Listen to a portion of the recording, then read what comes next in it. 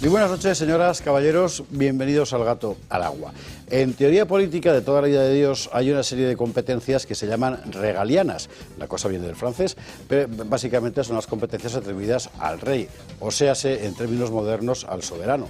Esas competencias regalianas, soberanas, son, por definición, la guerra, por supuesto, la representación exterior, por supuesto, la hacienda, por supuesto, también las fronteras, por supuesto.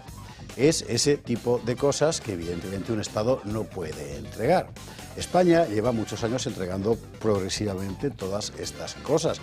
La hacienda, bueno, en fin, la economía a las instituciones europeas, la defensa a la OTAN. La hacienda se suponía que no se podía entregar, pero estamos empezando ya a asistir al espectáculo del desmembramiento vía hacienda catalana. Y ayer se daba un paso decisivo con la cuestión de las fronteras. Ayer anoche aquí contábamos en titular de alcance la noticia del acuerdo entre el PSOE y Juntos por el Mal para transferir a la Generalidad de Cataluña la competencia de fronteras e inmigración. Hoy hemos podido conocer a lo largo del día muchos detalles de esta no exactamente transferencia de competencias, sino delegación de competencias. Una cesión. Es una cesión. Y es extremadamente grave porque es una cesión sobre algo que nadie tiene derecho a ceder. Nadie tiene derecho a ceder porque los gobiernos actuales, en principio, no son como los viejos reyes que encarnaban personalmente la soberanía, sino que la soberanía reside en la nación española, como usted sabe. ¿En usted? En usted. Y eso es lo que este gobierno pretende vender como trocitos, ¿verdad?, del cortijo del señorito, porque eso es Pedro Sánchez, el señorito de un cortijo que se llama España y que va entregando a trozos al separatismo catalán y a otros, porque los vascos ya han dicho, bueno, pues yo también quiero competencias en fronteras.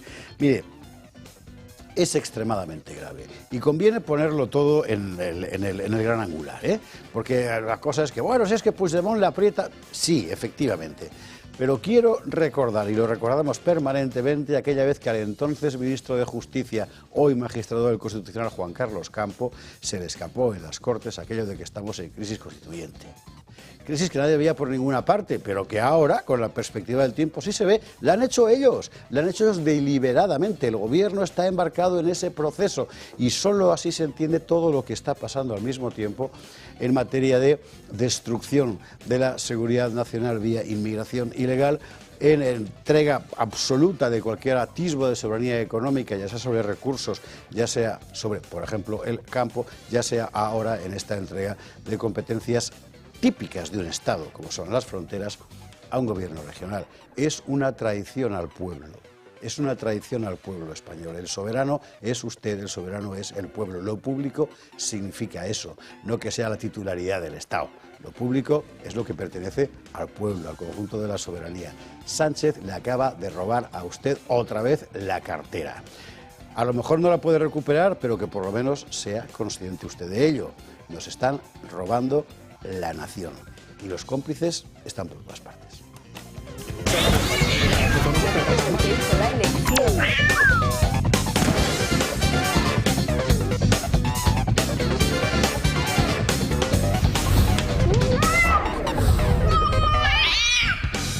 ...21:48, 20:48 en las Islas Canarias... ...y nosotros vamos a empezar a contar... está el mundo ardiendo, Así que vamos a ir por partes, hoguera detrás de hoguera. Titulares. Bueno, este asunto es clave. Sánchez entrega al separatismo el control de la inmigración. No se lo ha entregado al gobierno de la Generalidad, se lo ha entregado al separatismo catalán. Además, una materia como la de la inmigración en la que habrá que preguntarse qué es exactamente las competencias que delega, la expulsión. ¿Dónde lo va a expulsar? ¿A Aragón? Claro.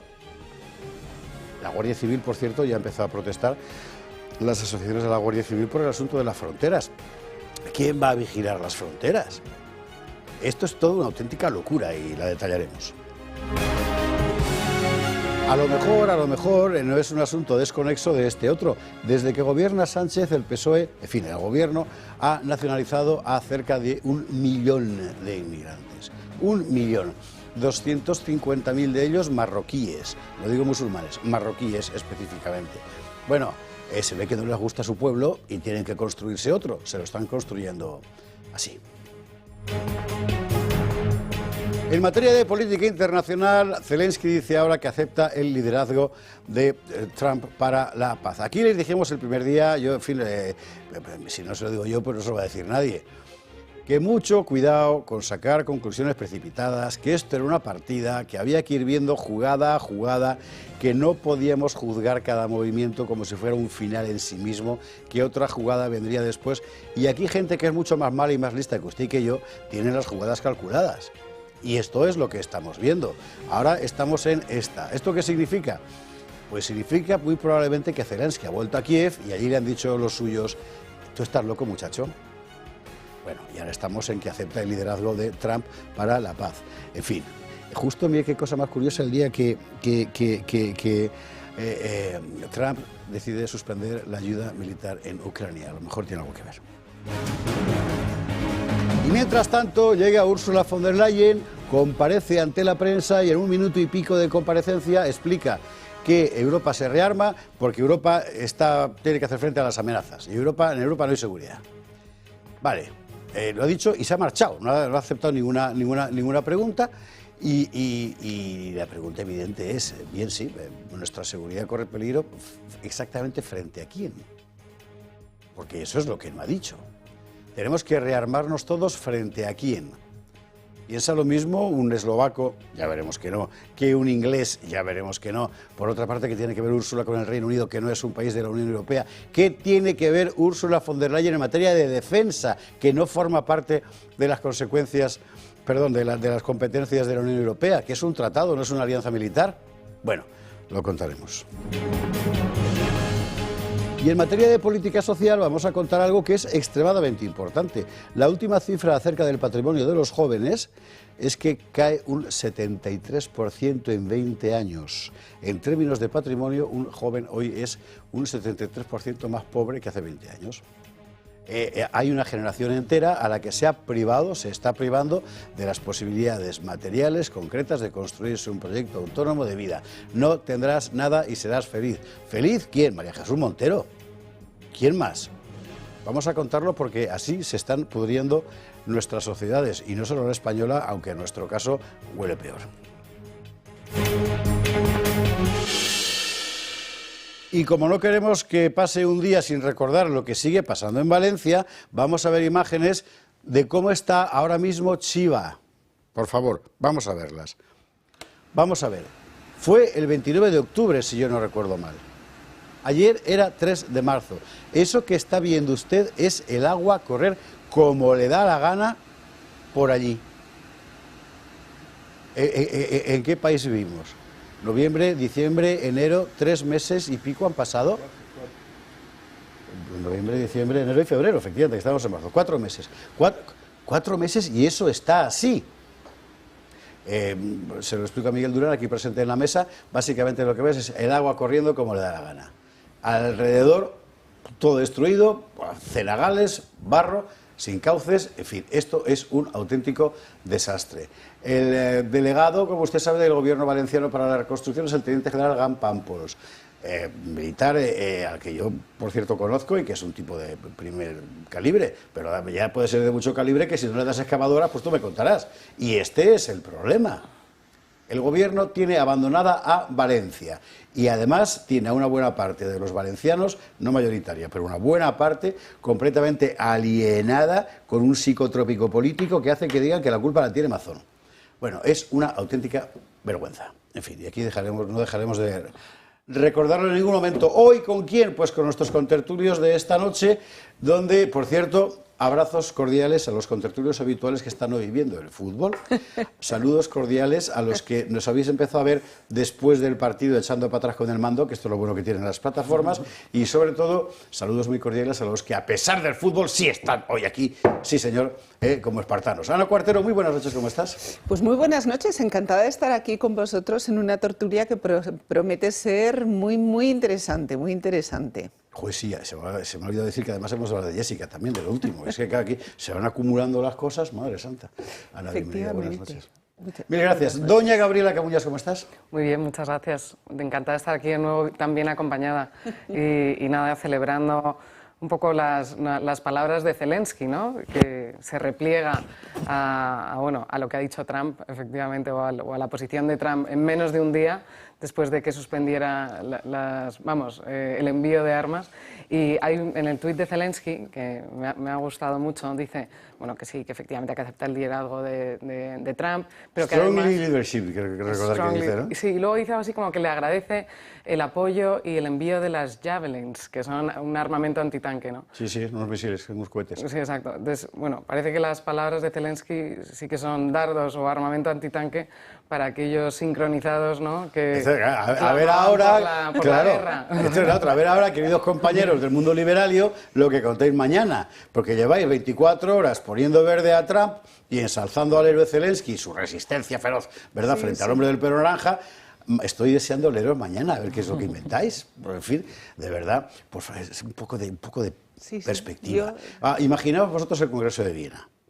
Hoy lo lees, Congreso de Viena, después de las guerras napoleónicas.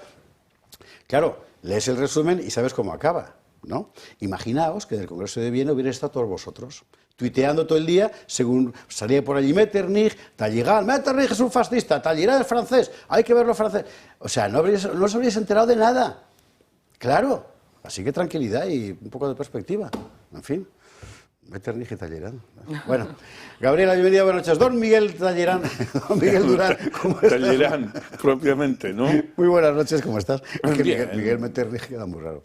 Pues sí, la verdad es que yo no creo que hubiera dado la talla en la tesitura que tuvo que pelear ese hombre. Ese hombre, pese a todo, no se puede decir que no fuera un estadista.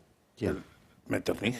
Bueno, Metternich es impresionante porque cuando acaba el Congreso de Viena, Metternich le dice a un colaborador, el mundo se acaba, persuadido del final, sabré aguantar en mi puesto hasta el fin. Y el imperio duró hasta 1918, quedó un siglo más, que la cosa, en fin, tuvo su... Ese segundo Reich, pues fíjate hasta dónde llegó. La verdad es que los alemanes, los dos últimos Reich que han hecho, han sido un poco mejorables, ¿no? Bueno, estos eran austriacos. Eso, o sea, que eso es otra cosa, eso es otra cosa. No, yo estoy pensando que efectivamente hace tiempo que venimos diciendo que Sánchez no tiene ningún límite que no sea el de su ambición, y su ambición no tiene límites. Hay gente que todavía no se lo cree, ese voto tribal que está ahí marcando lo que se llama el suelo electoral del Partido Socialista. Y luego también, hoy arrastro un sordo cabreo, bueno, no de hoy, sino de hace ya algunos días, del viernes, que la Generalitat de Cataluña, presidida por el señor Illa, ese hombre tan alto y tan encumbrado por Sánchez, porque han sacado no me extenderé mucho, pero hay que explicar con dos pinceladas.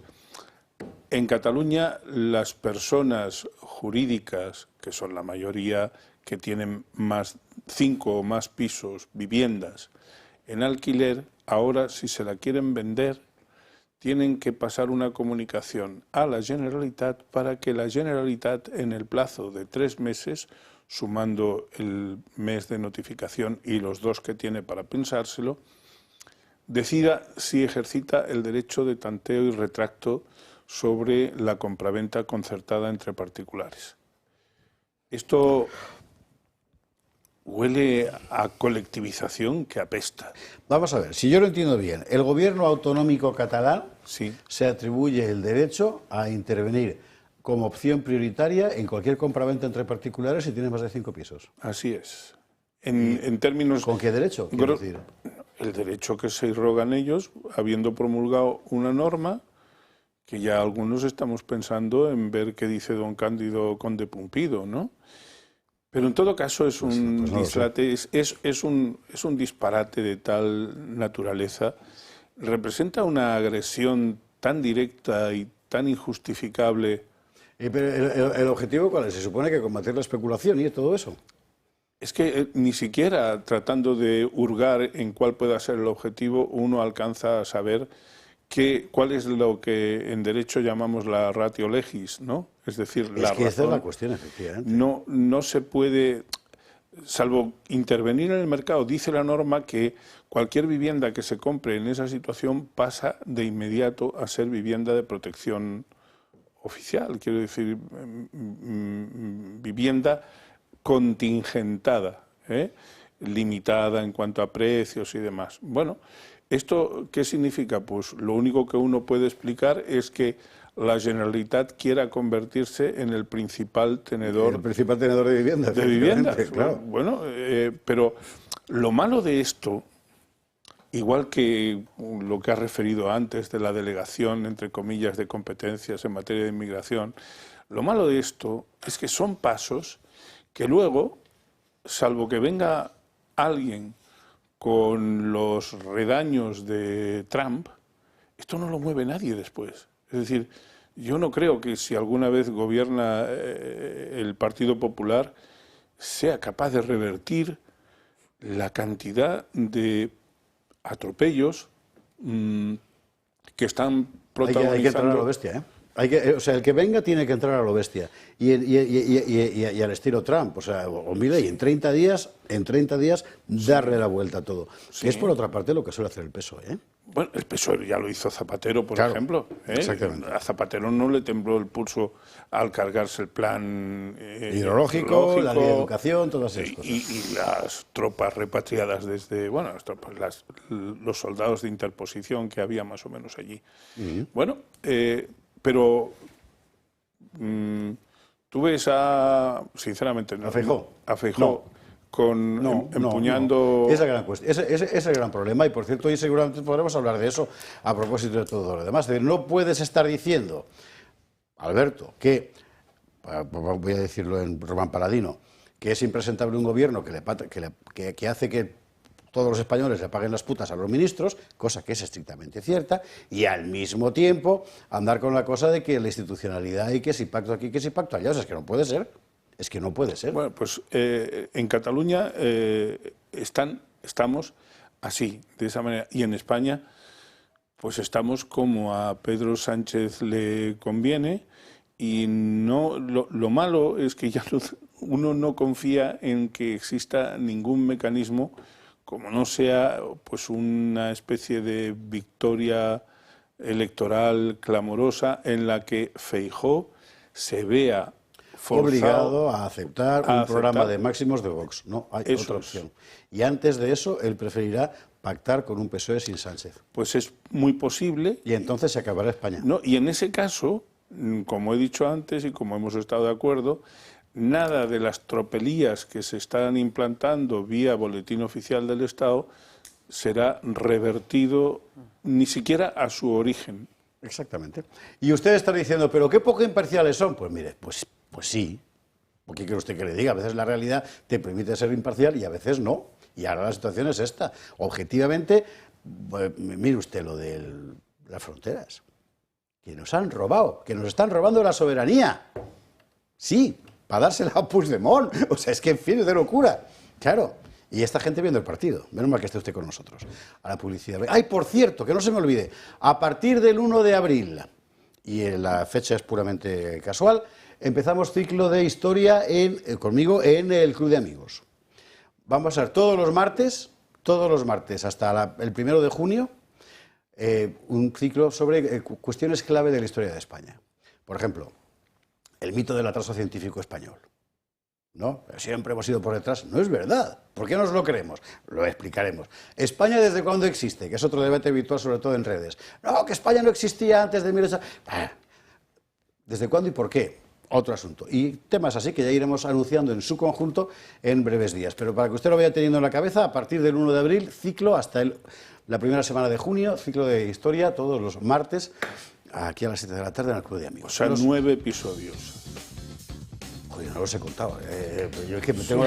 No, tú no te preocupes, que haremos toda la 4 lista. de abril, 4 no, de mayo... No, porque hay uno, porque el de Semana Santa no cuenta. Ya lo he descontado ese. Porque abril empieza... O sea, no se puede ser tan listo, leche. O sea, es que de verdad, Durán... Joder, vale, vámonos a la publicidad y a la vuelta. Y a la vuelta vamos a ir contando, por orden, todo lo que ha pasado hoy en este mundo que tanto nos menea. El asunto del plan Úrsula... el anuncio de Trump de la retirada de la ayuda militar a Ucrania y luego la rectificación de Zelensky, que hay que contarlo despacito y por su orden. Publi y lo vemos. 22 horas 8 minutos, 21 y 8 en Canarias. Enseguida vamos a contar la actualidad internacional, pero para que pase mejor, Agua Sierra Cazorla. O sea, esto es lo que... Seguro, hombre, ¿sabe usted la cosa esta que tienen ahora? Pues no sé si serán, no sé por qué, de verdad, de que el agua mejor que esté desmineralizada y tal. No. O sea, si desmineralizas el agua mineral, ya no es mineral. Claro, se supone por otra parte que los beneficios del agua mineral consiste precisamente en los minerales y tienes a todo el mundo haciendo cola en los herbolarios de España buscando complementos de minerales. Bien, hacen muy bien porque son muy importantes, pero es que el agua Sierra Cazorla es un agua mineral porque tiene minerales. Empezando por el magnesio, que como usted sabe es fundamental para los tejidos, para los músculos, para los huesos, para el coco, como bien señala Miguel Durán.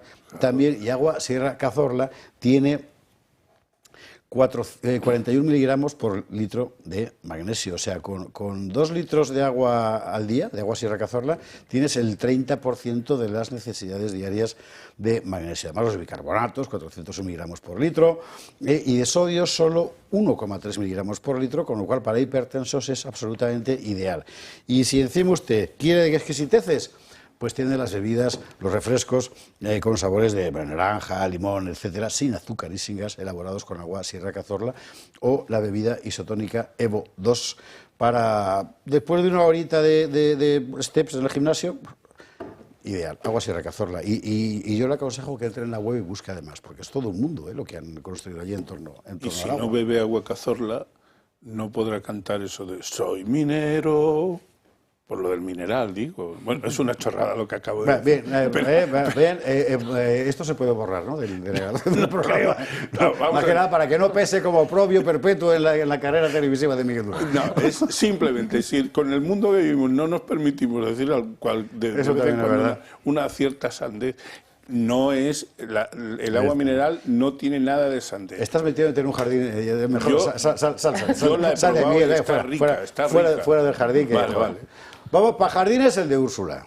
Vamos a ir por partes, porque vamos a tratar de, aunque es muy difícil no mezclar permanentemente los hilos, vamos a intentarlo, porque aquí hay, por así decir, 3 puntos muy importantes. Uno, la cuestión que de repente Europa, una Europa, por cierto, definida así de aquella manera, ¿verdad?, decida defenderse por su cuenta y cómo. Este es un tema. 2, la situación exacta de la relación Trump-Zelensky y los aranceles de Trump, que va todo añadido porque visto desde allí todo es el mismo movimiento. 3, la rectificación de Zelensky. Vamos a tratar de examinarlo por separado y hay que empezar por la cuestión ursulina, es decir, después de la reunión del fin de semana, los europeos, con un país que no es de la Unión Europea como el Reino Unido y otro que tampoco, como es Ucrania, deciden que hay que defenderse y rearmarse, con un anuncio, en fin, de 800.000 millones de euros ha sido, ¿verdad?, de movilización de recursos, que ya sabe usted eso es lo que quiere decir, para rearmar Europa porque corremos peligro. Solo una observación.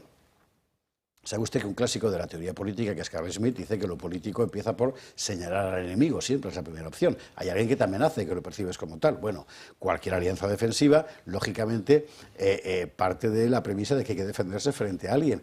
Pero es que no sabemos frente a quién. No nos lo han dicho. ¿Frente a Rusia? Sí. Cuéntalo en Eslovaquia o en Hungría o en Rumanía, a ver lo que te dicen. Porque para ellos no es un enemigo. Yago Soler. Rearm Europe could mobilize close to 800 billion euros. Bruselas disparará su gasto en defensa en 800.000 millones de euros. Era el anuncio que hacía la presidenta de la Comisión Europea, Ursula von der Leyen. La lluvia de millones saldrá del Banco Europeo de Inversión, de capital privado y de los 27 países miembros. También habrá 150.000 millones que vendrán de préstamos comunitarios, que podrían saldarse con deuda común. Esto se anunciaba horas después de que Donald Trump bloquease la ayuda militar a Ucrania y siguiese su deshielo con Vladimir Putin, volando otro puente de las relaciones de seguridad con el viejo continente. This is Europe's moment and we must live up to it. Es el momento de Europa, decía la alemana. Se comprarán conjuntamente defensas antiaéreas, drones, misiles, sistemas de inteligencia artificial. Desde la Comisión apuntan a que se flexibilizarán las leyes fiscales para evitar infringir el Pacto de Estabilidad. Todas estas medidas se debatirán el jueves en el Consejo Europeo Extraordinario y podría encontrar el rechazo de Hungría y Eslovaquia, favorables a Rusia. Si el esfuerzo económico llega a buen puerto, los países tendrían mayor facilidad para llegar al 2% del gasto del PIB en la OTAN, que con las exigencias de Trump podría haberse aumentado al 3,5% en la cumbre de este año en La Haya. Lo lógico, después de una comparecencia así, sería preguntarle a Ursula von der Leyen, usted está hablando exactamente en nombre de quién. Pues como presidente de la Comisión Europea no tiene competencias en materia de defensa para nada. Se supone que hay una alta representante, además es muy alta, la señora Kallas, de materia de política exterior y de seguridad, a la que no se le ha visto el pelo. Esta es la que decía que había que partir Rusia en trocitos. O sea, si vamos de diplomáticos nosotros, ¿verdad? Dentro de la reunión del otro día, quien tiene vara alta, al parecer, es el Reino Unido, que no forma parte de la Unión Europea. Entonces, estamos hablando exactamente de qué. Estas son las preguntas que se le deberían haber hecho a Ursula von der Leyen después de esta comparecencia. Pero no fue posible. ¿Sabe usted por qué? Mire, por esto. And we are ready to step up. Thank you very much. Thank you. No questions today. No questions today. There will be later on possibilities at the latest of the European Council at the press conference. Y se marchó y a su barco le llamó Libertad, como la canción de Perales, y nadie supo ya nada más, con lo cual ahora nos quedamos con un anuncio 100.000 millonario, casi millonario, que nadie sabe de dónde va a salir, nos tememos lo peor, ¿verdad?, en inversiones que nadie sabe cómo se van a distribuir, y en nombre de alguien que no tiene competencias para decir eso, que lo ha dicho Marine Le Pen por otra parte, muy puesta en razón. Es decir, Ursula von der Leyen no tiene ninguna competencia en materia de defensa, que es una competencia soberana de los Estados dentro de la Unión. En fin, pues ahí estamos. Pues, Ana Miguel, Gabriel. Sí, es verdad que yo estaba deseando comentar esto. Lo primero porque me ha parecido que ha habido muy poco reflejo mediático en el que realmente la reunión de este fin de semana ha sido de presidentes de gobierno electos, encabezados y llamados por quien se fue de la Unión Europea. Es decir, se han ido a Londres con Starmer. Por lo tanto, se ha asumido el liderazgo y se ha asumido las relaciones multilaterales entre jefes de gobierno y, gracias a Dios, quitándonos del paraguas de, pues de esa Unión Europea que no sabemos ya muy bien. A mí la rueda de prensa esta que ha dado Ursula von der Leyen me parece la reacción de alguien a quien no le han hecho caso. O sea, lo que está diciendo es, por favor, hacerme caso, que yo quiero pintar algo en esto, os habéis reunido todos los jefes de gobierno democráticamente elegidos y yo me he quedado aquí totalmente fuera de lugar, ¿no?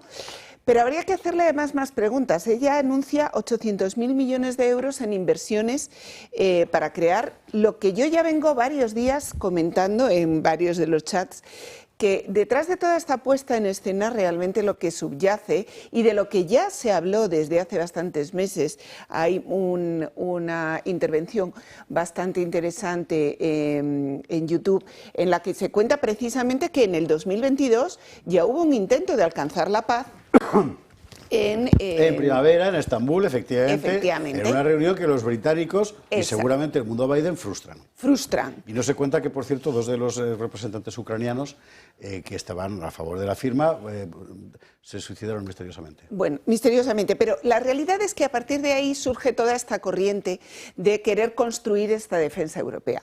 Pero hay que plantearse varias cosas. Lo primero es, y lo cuenta muy bien el coronel Pedro Baños, lo primero es, ¿hay conciencia en Europa como para crear una defensa europea? Pero ya no solo porque no sabemos muy bien definir cuál es el enemigo común, porque para una defensa común habrá que tener un enemigo común, sino porque además, lo ha dicho bastante bien el vicepresidente Vance, bueno, es que nos van a venir a hablar países que hace 20 o 30 años que no lideran una guerra, y les ha venido a decir, y nosotros, de lo que son guerras, para bien o para mal, bastante sabemos. Entonces, yo creo que, y luego, por último, es, bueno, ¿y si invertimos 800.000 millones de euros?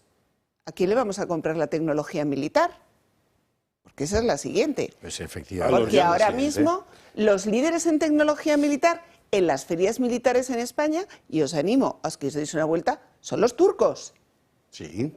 Cuidado. ¿Y sabes de cuál es la empresa que con mayor proporción de capital participa en la industria de defensa mundial? Es BlackRock. Entonces, O sea, al final estamos trabajando para lo mismo siempre. claro, ¿Qué entonces quieres que te diga? yo creo que hay que trascender un poquito más de estos anuncios y de el hacerme un poquito de caso, ¿no? Yo creo que ha sido Sánchez, yo creo que Úrsula estaba a punto de escribir una carta y meditar 5 días, porque ha seguido los consejos de Sánchez en hacer propuestas disparatadas y además no dejar que se le hagan preguntas, y yo creo que estas preguntas que acabo de lanzar yo aquí se le hubieran ocurrido a cualquiera de los periodistas que hubieran estado allí en esa rueda de prensa, si se les hubiera dado la Si se les hubiera oportunidad dado la palabra. de preguntarlas. Gabriela Miguel.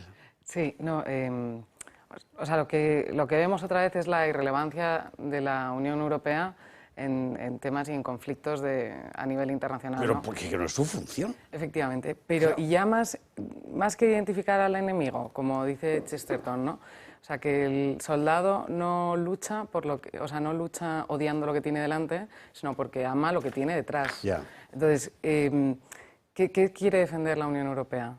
Quiere defender la democracia, como dice Cayetano Álvarez de Toledo, la libertad, pero mientras tanto, dentro de los países que conforman la Unión Europea no la defiende. Quiere defender la soberanía, las fronteras de los países soberanos. Cuando tenemos nosotros en España, pues lo vemos, y no por hilar temas, pero lo vemos con el desafío que tenemos ahora mismo de los separatistas, por ejemplo, o con el desafío de la inmigración de nuestras fronteras. Entonces, se hace necesario, efectivamente, primero defender qué es lo que quiero defender, luego ya veremos quién es el enemigo.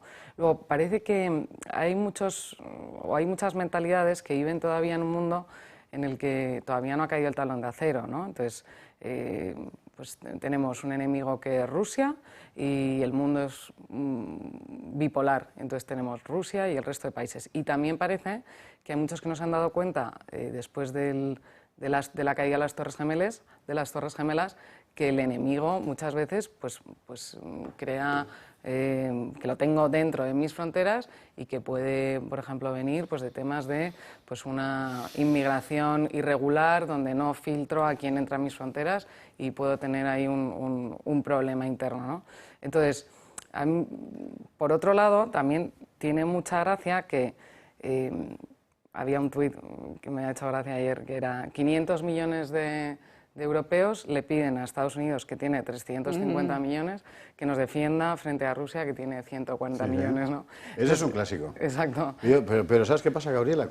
Eso era un argumento que utilizábamos hace 30 años, 30 y tantos, los que éramos partidarios de una defensa europea al margen de Estados Unidos. Y entonces nos llamaban antiamericanos primarios. Y ahora tienes a toda esta patrulla globalista poniendo ese argumento al que se le olvida en todo caso una cosa muy importante, que es cuántas cabezas nucleares hay por cada millón de habitantes. Claro. No, totalmente, y que quien ha estado financiando la OTAN pues ha sido Estados Unidos, entonces está muy bien que en Europa tengamos nuestro estado de bienestar, que no tiene Estados Unidos, y que queramos que ponga la pasta Estados Unidos y luego encima defenestremos al líder de sus intereses o al líder del gobierno americano, ¿no? O sea que, oye, a mí me parece bien rearmarse y a mí me parece bien tener una seguridad y unas fuerzas armadas potentes a nivel de países soberanos, por supuesto, que puedan cooperar a través de tratados. A mí me parece bien, pero claro, hay que definir las bases contra quién, por quién. Es que el tema es contra quién. Y de qué defiendo, claro. Yo.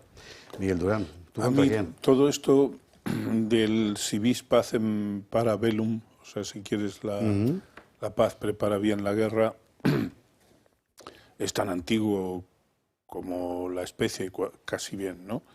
Entonces, me parece perfecto, es un discurso que la gente puede entender con relativa facilidad. Lo que pasa es que cuando llegas a una fiesta en la que eras un segundón o eras un tercera fila y te quieres erigir de golpe en el anfitrión, pero quieres desconocer que el anfitrión te lleva mucha ventaja, pues quedas como cagancho en el magro, ¿no? Quedas fatal. Y eso es lo que le pasa a la señora von der Leyen. Pero por otra parte, a mí lo que comentáis de los turcos, y eso sí, vale, los turcos pueden tener, pero al final los que son poderosísimos fabricantes de armamento son los que lo han sido siempre, los americanos. Si ponemos centenares de miles de millones de euros, la industria armamentística americana o los fondos que están detrás de esa industria, pues estarán contentos. Muy contentos. Muy contentos. Y habrán dicho, ole tus pulmones, señor Trump, que los estás llevando al redil. Y además sin que el dinerito salga esencialmente de aquí. Esa es la otra, porque esto que dice Miguel, hay una cosa en la que, claro, con la manía esa de juzgar los acontecimientos de la historia universal a partir del tuit sobre el acontecimiento, según acaba de ocurrir, pierde uno perspectiva. Y yo quiero recordar que la perspectiva desde el principio en el asunto Trump, y desde la primera mandato, era que los europeos paguen su defensa. Desde entonces. Ahora, ¿dónde estamos ahora? Pues en la patética. En la patética más patética, en una sinfonía patética que están entonando todos los países que no son Estados Unidos, que es quien lleva no solo la voz cantante, sino la voz tonante. Y a mí, por otra parte, me preocupa como europeo, como ciudadano contribuyente, algo que tengo dos ejemplos que me vienen a la cabeza. Sabemos que hubo que apretarse el cinturón y cumplir las tres condiciones para converger con el Tratado de Maastricht. Sí, pues, claro, hubo que hacerlo, pero luego vinieron unas inundaciones en 2004, creo recordar que fue en Alemania, y el señor Schröder ya se saltó, impuso que la Unión Europea se saltara los límites de endeudamiento y aquella tríada de límites, y el señor Chirac aplaudió porque también le interesaba. Claro. Eso se tradujo luego en todo lo que se tradujo, un crecimiento desaforado del endeudamiento, que hablamos del español, pero ojo, que los demás se están endeudando. Y un Banco Central y después un Banco Central Europeo que dijo: uy, qué bien me viene esto, contra lo que yo pensaba. Mira tú por dónde, ahora todo el mundo va a comer en mi mano. Sí, y Draghi dijo que la manguera estaría dispuesta hasta donde fuera necesario. Pero el segundo hito vino con la pandemia. Los océanos de miles y miles, de centenares de miles de millones que socapa de la pandemia se han puesto en circulación. La gente es que hace poco el ejercicio de decir, ¿y esto de dónde viene? Como decía Esplá, ¿no? Como decía... ¿Era Esplá quien decía eso de, y esta factura quién? No, Josep Pla. Josep Pla. Josep Pla lo decía. Y esta factura, cuando vio las luces de la Estatua de la Libertad y de Nueva York, ¿y esto quién lo paga? Pues miren, señores, esto lo pagamos todos. ¿O acaso piensan ustedes que la señora von der Leyen va a poner por arte de Birli-Birloque 800.000 millones de euros? 800.000 millones de euros. Los va a poner ahí. Sin más, eso va a salir de usted, de mí, del danés, del italiano, en fin, de algún sitio saldrá. Y a todo esto no nos explican que efectivamente la mayor parte de esa cantidad de dinero seguirá fluyendo hacia los americanos, que son los que en definitiva están dirigiendo todo este concierto. Es sería el tercer gran movimiento de gasto público salvaje de los últimos años. Primero, todas las políticas verdes en nombre del cambio climático, que sin dinero público no se habrían sustentado. Segundo, lo fue la pandemia, y este va a ser el tercero. Pues se guste la pista del dinero, en fin. Bueno, esto hasta aquí. Y seguiremos informando porque ya veremos lo que pasa ahora, claro. Luego está la cuestión de la retirada de la ayuda militar a Ucrania por parte de Donald Trump, que lo anunciaba, digamos, después del show del despacho Oval. Al mismo tiempo que los aranceles. Y esto conviene tenerlo presente para estar en su mente. Es decir, o sea, Trump no está pensando en el misil que le manda a Zelensky. Está pensando en las cuentas de su país y en cómo aligerar. Lo de los aranceles viene de ahí. Es decir, y también aquí conviene subrayar que no está haciendo una política de ahora os voy a castigar a todos y os voy a poner aranceles. En realidad, y aquí hemos sacado los gráficos varias veces, él está pensando en igualarlos. Porque normalmente en casi todos los intercambios los aranceles son perjudiciales para Estados Unidos y beneficiosos para quien importa de Estados Unidos. ¿Por qué? ¿Porque todos hemos engañado a los americanos? No, porque son contraprestación de otras cosas. Pero que esto es un mundo muy complicado, que funciona así.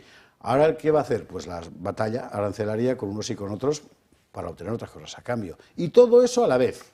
Y todo eso a la vez, como nos cuenta Gaby Serrano. You're gambling with World War III. You're gambling with World War III. Tras esta conversación en la Casa Blanca, la administración Trump ha suspendido la ayuda militar a Ucrania. En caso de que Zelensky se muestre abierto a tener conversaciones de paz para finalizar la guerra, Estados Unidos levantaría el veto. Todo lo que desde el Congreso aprobaron el año pasado, armamento y equipamiento, mucho de ello ya está en Polonia y preparado para su entrega, se cancela. El último paquete de ayuda aprobado por Biden en diciembre pasado fue de 1.250 millones de dólares en armas y equipos. Incluía municiones para los misiles tierra-aire, un sistema de defensa antiaérea Hawk, misiles Stinger y cartuchos de artillería pesada. La anterior administración iba a ofrecer este último paquete en diferentes fases hasta junio. Ya envió un tercio del mismo, pero Trump ha frenado la ayuda restante. El Washington Post confirma que el cese de la asistencia se fraguó en una reunión el lunes en la Casa Blanca entre el vicepresidente de los Estados Unidos, J.D. Vance, el secretario de Estado, Marco Rubio, el secretario de Defensa, Pete Hegseth, la directora de Inteligencia Nacional, Tulsi Gabbard, y el enviado a Oriente Medio, Steve Witkoff. La cancelación pretenden que sea una medida de presión diplomática, tanto para Ucrania como para los países que la apoyan. En cuanto a la imposición de aranceles del 25% a México y Canadá, que se suspendieron para dejar tiempo a ambos países para que avanzaran en la lucha contra el tráfico de fentanilo y en favor de la seguridad fronteriza, Trump afirma que ya no hay margen para negociar. No room left for Mexico or for Canada. No, the tariffs, they're all set. They go into effect tomorrow. Además, para China hay un arancel adicional, en total un 20%. China, where it goes to Mexico and goes to Canada, and China also had an additional 10, so it's 10 plus 10. Bueno, este es el panorama general. ¿Cómo habéis el panorama general? Yo, sinceramente, lo del viernes pasado ya sé que eso se ha trillado en diferentes sitios, en todas partes, y aquí también. Yo no me explico cómo Zelensky consintió en la celebración de en la retransmisión del partido en directo a través de los medios de comunicación, jugando en campo contrario. Es decir, yo tenía entendido que los acuerdos diplomáticos, bilaterales entre países se negocian al margen sin luz ni taquígrafos, y luego se da una rueda de prensa en donde se explican las conclusiones. A mí me suena a una encerrona muy bien orquestada por Trump y por su equipo, y una bisoñez absoluta por parte de Zelensky. Mucha gente dice eso de la encerrona, pero si tú ves el vídeo completo, los 40 minutos... Yo lo he oído completo. Es muy difícil pensar en una encerrona. No es difícil. Joder, están 30 minutos. No, Javier, que podía haber dado un portazo antes, pero si da el portazo... Zelensky. Pero si es él quien se empieza a ponerse... Pero lo entiendo, no le critico, en fin... Empieza a poner pies en pared cuando hablan de una paz con Putin. Pero cítame un precedente en el que tú hayas visto una negociación entre países, que esa negociación no esté firmada y que se haga una especie de rueda de prensa donde todo el mundo pregunta. Yo no conozco... Ni yo. Y tampoco conozco un precedente de un señor que vaya a firmar un acuerdo comercial de tierras raras con los Estados Unidos cuando 3 semanas antes lo ha firmado con el Reino Unido. Yo no conozco... Como hizo Zelensky. Sí. Es que están pasando muchas cosas muy raras. Están pasando cosas raras. Yo a lo que voy, por no perderme en otros vericuetos, a mí me pareció todo absolutamente raro. El único que tenía las ideas claras era Trump. Él sabe lo que quiere. Y los últimos en llegar a la fiesta, como decía antes, que son los europeos, pues se reúnen. ¿Y para qué se han reunido en Londres con Starmer? ¿Para qué? ¿Qué han hecho allí? Pues mira, ¿sabes cuál es la única respuesta posible? Que en realidad no son los últimos en llegar a la fiesta. El último en llegar a la fiesta es Trump. Te remito, he cometido el error de no mandar mi artículo de Gaceta hoy a Miguel Durán. Pues si tú vas poniendo la pelea económica por los recursos ucranianos desde el principio del conflicto, en realidad el último que llega es Trump. No, antes han llegado por ahí todos y por supuesto los ingleses y los franceses también, ¿no? Yo me refiero, cuando yo hablo de fiesta, me refiero, si quieres, al colofón de la fiesta. Porque habremos de admitir, si eso es así, y no te lo discuto, que quien ha estado a la luna de Valencia ha sido Biden, ¿no? Que ha ido poniendo pasta sin pedir ninguna contraprestación, que se sepa. Mira, yo creo que Trump... No, digo en cuanto a tierras raras. No ha negociado. Pues no lo sabemos lo que ha negociado Biden, porque resulta que ahora lo que tienes, y me imagino que esta gente ya lo irá sacando, porque hoy han empezado a sacarlo de Pelosi, o sea que tal vez que la venganza es un plato que se sirve frío. Bueno, pero si hubiera negociado ahora tienen que sacar raras, el mogollón de burisma del clan Biden, que no es solo Hunter, sino que es también el hermano. Ya. Y ahí hay dinero a manta de Dios. Vale, pero si los laboratorios biológicos... Sí, que también, Javier, o sea, ahí ha pasado de todo. Bien, pero estábamos hablando del Tratado de Tierras Raras, fundamentalmente. Lo que pasa, bueno, Miguel, es si que... lo hubieran firmado, si Biden lo tuviera atado y bien atado, ¿qué tiene Trump que añadir a eso? No lo tiene atado. Hay que entender que no lo tiene atado. Yo a lo que me refiero es a que todo eso del viernes me pareció, más allá de las formas de Trump, que yo tampoco, vamos, no es mi tipo, es decir, lo tengo que decir con toda claridad. Pero bueno, es su estilo y hay que aceptarlo porque es el sheriff, como dice su vicepresidente. Yo no comparto en absoluto sus formas ni su manera, pero sí que entiendo que el idiota, en este caso, por lo menos el bisoño, si no se quieren usar calificativos gruesos, es Zelensky, que luego además, al cabo de 96 horas, está diciendo que sí, que... Ahora lo veremos, efectivamente. Es que vamos a pasar al tercer tema. Gabriela, Ana, sobre... Yo solo añadir que antes de la llegada de Trump como presidente de Estados Unidos, yo no había oído hablar de las tierras raras. ¿De Ucrania? Sí, pero que antes de que apareciera Trump en escena, yo nunca he oído hablar de las tierras raras. Porque nadie lo había contado. Exacto, por lo menos es transparente. Perdón, quiero decir, es mucho peor. Sí que se había contado, pero estaba prohibido decirlo en los medios españoles. Era una cosa alucinante. Es decir, tú hablabas de los grandes compromisos económicos que además se habían hecho públicos, empezando por el de Ucrania con el BlackRock en el 23, ¿no? Y entonces te llamaban putinejo. Pero que bueno, que los medios y los políticos no estaban sincronizados con lo de las tierras raras y estamos hartos de escuchar ahora mismo. lo ha sacado, claro, lo ha enseñado. Pues por lo menos es transparente, dice, oye, ¿a mí qué me interesa? Pues he hecho una inversión millonaria, que además los números bailan, de entre 200 trillones, o no sé, es la envergadura, pero que por lo menos dice, pues mira, yo voy a hacer mi desinversión, no me interesa continuar con la guerra, yo estoy mirando al Pacífico o estoy mirando a la rivalidad con China, no me interesa esa alianza, la debilito, y yo quiero, oye, pues irme de aquí y pues no perder todos los tiestos, pues quiero las tierras raras, pero es absolutamente transparente. Nos podrá gustar o no, pero es absolutamente transparente y de política real, ¿no? Y la gente se lleva las manos a la cabeza, no, claro, es que hay un interés económico, como si antes no lo hubiera. Esto es una cosa importante, yo he constatado, si he oído la palabra, Ana, solo ponerlo encima de la mesa porque he constatado que mucha gente no lo sabía y no me extraña, porque la mayoría de los medios estas cosas no las cuentan. El pasado, que no me acuerdo si es el 16 o 17 de enero, Zelensky firma con Starmer un tratado por 100 años, o sea, una cosa, en fin, modesta, para entregar al Reino Unido la explotación de los minerales del suelo ucraniano. La mayor parte de las tierras raras, es decir, las específicamente idóneas para las nuevas tecnologías que hay en Ucrania, están en la parte ocupada por Rusia, pero hay otros en la parte que no está ocupada por Rusia. Bueno, antes de eso, desde el año 23, hay un acuerdo firmado, en principio, con la coartada moral de la reconstrucción, que en realidad otorga a BlackRock la capacidad para gestionar todos los fondos que Ucrania reciba. Y todo así, es decir, es que la guerra de Ucrania tiene un componente económico fundamental. Claro. Antes de eso, el interés ruso descomunal en que toda la gran cuenca minera del Donbass volviera a ser rusa, antes era soviética. Y por parte europea, mucho antes de la guerra, tanto Francia como Inglaterra como Alemania, en la compra de cantidades ingentes de suelo agrario. Porque entre el Dnieper y el Dniester hay una tierra que desde hace milenios, 2 milenios, que son enormemente fértiles, las tierras negras las llaman. Bueno, y todo eso estaba en venta fundamentalmente por dos oligarquías enormemente corruptas, la ucraniana y la ruso-ucraniana, peleándose entre sí. Es que si no, no se entiende esta guerra y su origen, ¿no? Vale, pues cierro paréntesis. Ana, perdóname. Sí, es que efectivamente yo creo que sufrimos un cierto infantilismo en lo que es además la política internacional. Antes de irnos de lo de las tierras raras, yo quiero además decir que hay un tema importante, y es que quizá la explotación de las tierras raras sea posible en Ucrania precisamente porque no forma parte de la Unión Europea. Porque en España el fanatismo climático y todo esto es en lo que nos hemos metido, en España hay tierras raras. Sí, por cierto.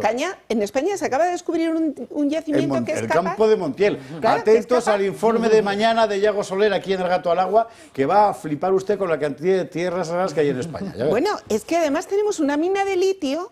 Tenemos una mina de litio en Cáceres que tampoco se puede explotar porque tenemos a todos los ecologistas en acción impidiendo explotar la mina de Cáceres. No, son los ecologistas. Son las leyes gubernamentales españolas aprobadas te quiero por el decir, Congreso. por los fanatistas estos que tenemos. Bueno, pero es que también, mira, cuando se destruyó Mariupol, en el puerto de Mariupol, tenemos al único productor de uno de los componentes de la sepiolita, que es exportador líder mundial, que es uno de los componentes que se utiliza en toda la industria de cerámica, aquí en Madrid, en Vicálvaro. Yo he estado visitando esa mina. Y esa mina ahora mismo está parada porque resulta que se hizo una charca... Que no se entere Trump. No, es que se hizo una charca por las obras de la M40 y está paralizada porque Más Madrid dice que hay que protegerlo medioambientalmente. O sea, es decir, este es el nivel en el que estamos en Europa, pero es que este es el nivel en el que estamos en Europa. Entonces, claro, ¿qué es lo que pasa? Que ahora, cuando los Estados Unidos se van a quedar con las tierras raras, que dice la Unión Europea, ojo, que aquí nos quedamos a verlas venir, porque nosotros los nuestros no dejamos que se explote en los yacimientos naturales, los de Ucrania se lo quedan los Estados Unidos y nosotros nos quedamos, tanto franceses e ingleses, por mucho que hayan querido. Llega Trump, que es el que está pagando la guerra de Ucrania, y dice, bueno, aquí todo el mundo fuera, que esto me lo quedo yo. Entonces, lo del otro día fue un auténtico show que en el fondo a los que deja totalmente en ridículo es a todos los europeos que han puesto el grito en el cielo por la función de Trump y Zelensky. Porque 2 días después le ha dicho Trump, oye, pues que te retiro las tropas, que la guerra la estoy manteniendo yo. Vamos a ver, tú lo que no puedes hacer es pisarle el callo al que te defiende en el patio. Porque cuando el que te defiende en el patio se va y te tienes que defender tú, tienes que correr a buscarle. Entonces, esto ha sido exactamente así. Es que ya pasó con la devolución de inmigrantes. Digo, oye, que te mando los inmigrantes para allá, que no los quiero, pues que te pongo aranceles. Oye, que los va a buscar el avión presidencial. Pues esto es exactamente igual. Oye, que acuerdas la paz, que no quiero. Bueno, pues te retiro las tropas que son mías. Ah, no, entonces sí, bueno, la paz que tú quieras. Es que estamos a este nivel. En esta tesitura es donde ha aparecido hoy, esta misma tarde, el comunicado de Zelensky diciendo cosas muy interesantes. Reconociendo él un error por su comportamiento en el despacho Oval y manifestando su disposición a entablar conversaciones de paz bajo el liderazgo de Donald Trump. Es decir, todo lo contrario de lo que todos nuestros medios han estado diciendo hasta hoy al mediodía. Es muy interesante ver los que estamos en X y tal, lo hemos retuiteado enseguida porque es una cosa importante. El comunicado de Zelensky es este. Vamos a ver algunos párrafos. A ver. Mi equipo y yo estamos dispuestos a trabajar bajo el firme liderazgo del presidente Trump para lograr una paz duradera. Recordamos el momento en que las cosas cambiaron cuando el presidente Trump le proporcionó a Ucrania los misiles Javelins. Estamos agradecidos por ello. Estamos dispuestos a trabajar en liberar prisioneros y una tregua en el cielo y en el mar de inmediato. Ahora contaremos esto, que quiere decir si Rusia hace lo mismo.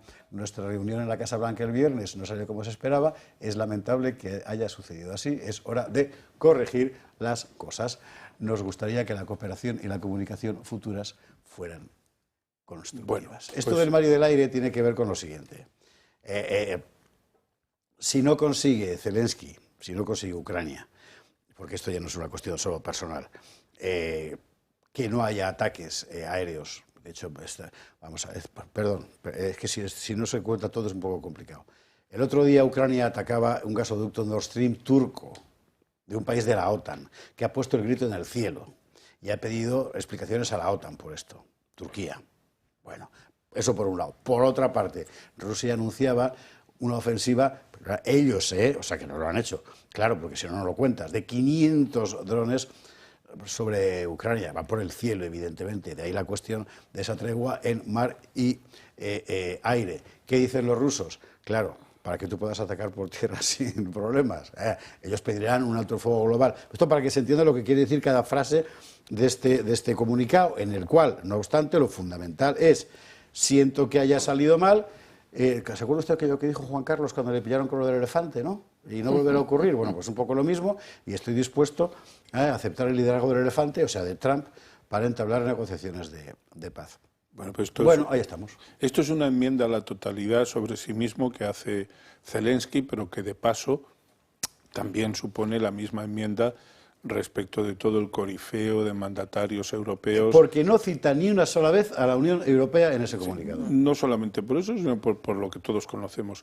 A ver, detrás de cualquier guerra, todo el mundo sabe que hay intereses económicos potentísimos, más allá de que quienes inducen a la guerra pues sean capaces de soflamar los ánimos de la gente que luego llevan al matadero. Eso es así.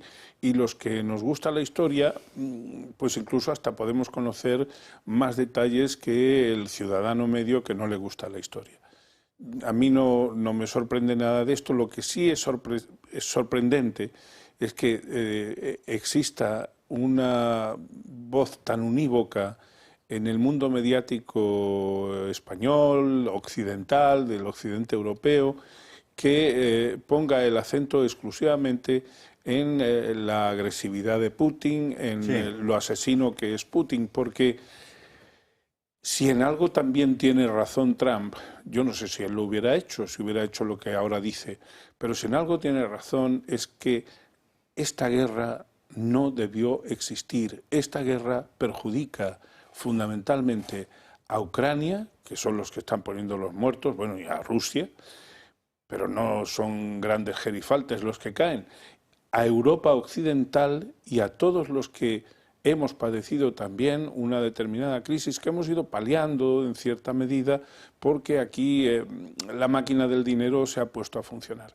Pero que nadie se engañe, Putin, si se le hubiera hecho caso y no se hubiera dado alas a Zelensky por lo de la entrada en la OTAN, etcétera, etcétera, Putin no hubiera hecho los movimientos que ha hecho. Yo de eso estoy convencido y lo vengo diciendo desde el principio, junto con gente, por ejemplo, tan inequívoca como Ignacio García Valdecasas. O Jeffrey Sachs, sí, efectivamente. Claro, eso es así. Que sabemos que BlackRock está detrás. Caray, y el señor Merz, el futuro canciller alemán, que ha sido el jefe de BlackRock en Europa durante... Algo a lo mejor tiene que decir al respecto, ¿no? Ya. No sé, en fin. Gabriela, Ana. Sí, no, que en general y en todas las guerras, que ni los buenos son tan buenos ni los malos son tan malos. Y eso aplica en esta y en todas las guerras. Lo que sí, efectivamente, como dice Miguel, que es curioso, es que antes se tachaba a Trump de qué horror, nos va a llevar a la Tercera Guerra Mundial, ¿no? Entonces todo el mundo levantaba la mano. Llega Trump al poder, intenta poner conflicto de forma, además, muy bien negociada y muy eficaz. Oye, pues a los dos conflictos que teníamos ahora mismo en Europa y en Oriente Próximo. Y aquellos que se llevan las manos a la cabeza con qué horror, Trump un belicista, ahora son los que claman que quieren sangre y que quieren más guerra. Entonces, yo es algo que como no entiendo la coherencia del relato y no sé ni cómo se puede justificar, es simplemente pues una sincronización, que los medios y los políticos a veces no están tan sincronizados. Oye, antes era Orbán, ¿no? Qué horror, no sé qué, es un prorruso. Pues... Oye, Meloni y Milei y bueno, el propio Zelensky, ahora todo el mundo es prorruso porque... Ahora claro, ahora ya efectivamente, ahora quién es un títere de Putin, porque si ya Trump era un títere de Putin, ahora Zelensky también, ¿o qué? Es que fue muy interesante ver, después de la reunión de Washington, los tuits que colocaron los jefes de gobierno europeos, porque eran el mismo. Claro. O sea, sí, claro que están trabajando coordinados, pero es así. Es verdad que a mí lo que esta mañana antes de conocer todas estas noticias leía el artículo de Isabel San Sebastián, que mira que me gustan sus libros de historia, pero leía un tuit en el que después de decir con mal se había portado Trump, por supuesto olvidando la financiación por parte de los americanos, que digo yo que también tendrán algo que decir, porque al fin y al cabo aquí lo que ponen también los dineros son los estadounidenses con sus impuestos. Digo yo que tendrán algo que decir también al respecto de todo esto. Bueno, pues al final concluía que para arreglar este problema lo que había que hacer era, entre otras cosas, echar a Vox del panorama político, ¿no? Isabel, o sea, sí. Para arreglar el problema de Ucrania, pues lo que había era que volver al bipartidismo. Claro. Esto leía yo hoy a las 8 de la mañana. Había que volver al bipartidismo, quedarnos en esa tierra de nadie entre Feijóo y Sánchez, hacer como Sánchez el ridículo abrazando a Zelensky, que me imagino que se quedaría absolutamente sorprendido de semejante torpe abrazo que le dio Sánchez, pensando este tío quién es y qué es robando la cartera. Y qué es lo que pretende. Me va a robar la llave de las tierras raras, ¿no? Y para concluir, 4 horas antes de que diga Zelensky que quiere recuperar las relaciones con los Estados Unidos, para concluir que la mejor forma de solucionar este tema, por supuesto, es, entre otras cosas, despachar a Vox y eliminarlo del panorama político. Es un perfecto ejemplo. Entonces la verdad es que estoy deseando leer el artículo de mañana. Mañana Zelensky se ha hecho de Vox. Sí. Mañana Zelensky se ha hecho de Vox. Zelensky sí. de Vox. Yo sí que Un minuto, Miguel, que nos vamos a la publi. Y menos. Yo sí que creo que Trump, alguien dirá que está en su derecho, miente con toda la cara cuando dice, bueno, el problema es de ustedes, yo tengo un océano por medio. No. Ni el pueblo americano le respalda eso, ni él se lo cree. Él lo dice para que el pueblo americano le respalde. Bueno, yo de esto ya no quiero saber nada. Y me parece impresentable. Impresentable por completo. Eso es como mínimo es una butad. Y luego, no es verdad que los europeos no hayamos puesto dinerito ahí. Es decir, él habrá puesto aproximadamente pues unos 130.000 millones de dólares y los europeos hemos puesto dólar arriba o euro abajo 114.000. Es decir, hombre, vamos a ver, digamos las cosas tal como son. A mí Trump me gusta por lo disruptivo que es en gran parte de las cosas que está haciendo, no me gusta en las formas que tiene, pero ya entiendo que las formas forman parte, valga la redundancia, de la estrategia, pero oye, tampoco le voy a comprar mulas ciegas a Trump, porque para ciego ya estoy yo. Seguiremos informando. Aquí hay una cuestión clave, y con esto yo resumo el tema y nos vamos a la publicidad, porque ahora hay que hablar de la cosa, de la entrega de la soberanía, que es lo que ha pasado a Puigdemont. Esta guerra, que efectivamente empieza con la invasión de Ucrania por parte de Rusia, trae causa de un proceso anterior que fundamentalmente promueven poderes globalistas que son los mismos en Estados Unidos y en Europa en aquel momento. Lo que ha cambiado es quién tiene el poder en Estados Unidos. Pero en Europa siguen siendo los mismos. Y a lo mejor es lo que hay que empezar a pensar, ¿no? Quitarlos del medio, porque desde luego el camino no puede ser. En fin, en cuanto a mañana ya veremos. A ver, la apuesta más alta de esta noche es que mañana veremos en la prensa ya no sé cómo llamarlo, en la prensa pro-guerra en realidad. Hay que hacerles que se ha hecho de Vox, porque es la única que les falta por decir. Vámonos a la publicidad. A la vuelta. Vamos a ver. Usted sabe que yo no soy muy dado a fervorines, pero si esto no es una traición a la patria, no sé cómo llamarlo. Lo que ha pasado hoy con la entrega de las fronteras a un partido separatista. Es que no sé qué nombre tiene. Porque se va a estar los mozos de escuadra, en colaboración con la Guardia Civil. Los mozos de escuadra que fueron la fuerza pública armada de un golpe de Estado. Hombre, en fin. Publi y a la vuelta lo vemos. 22:56, 21:56 en Canarias, y ya que hemos arreglado el mundo, vamos a ver ahora lo que está pasando aquí, y lo que está pasando aquí es una enormidad. Es decir, como diría el clásico, no se puede exagerar la importancia de lo que ha pasado, porque es una entrega absoluta de soberanía a alguien que la quiere romper, pero la soberanía no es de Pedro. Él sí, él piensa que es Calígula, pero no. Los soberanos se supone que somos nosotros. Y lo que ha ocurrido con esta cesión de delegación, como dicen, de la competencia en fronteras e inmigración a un gobierno regional es una cosa absolutamente brutal. Bueno, para ir por partes, primero vamos a ver en qué consiste el acuerdo. Nos lo explicaba María Vallejo de esta manera. Ya se ha cerrado el acuerdo que el Gobierno y Junts llevaban un año negociando para el traspaso a Cataluña de las competencias sobre inmigración, algo que ya exigía la formación de Puigdemont. Este traspaso se hará, según el Gobierno, bajo el artículo 150.2 de la Constitución, que establece que el Estado puede transferir o delegar competencias mediante una ley orgánica siempre que lo que se transfiera sea susceptible de hacerlo. En Moncloa esto no le ven problema porque el responsable de gestionar esta cesión no va a ser nadie de Junts, sino el presidente Salvador Illa.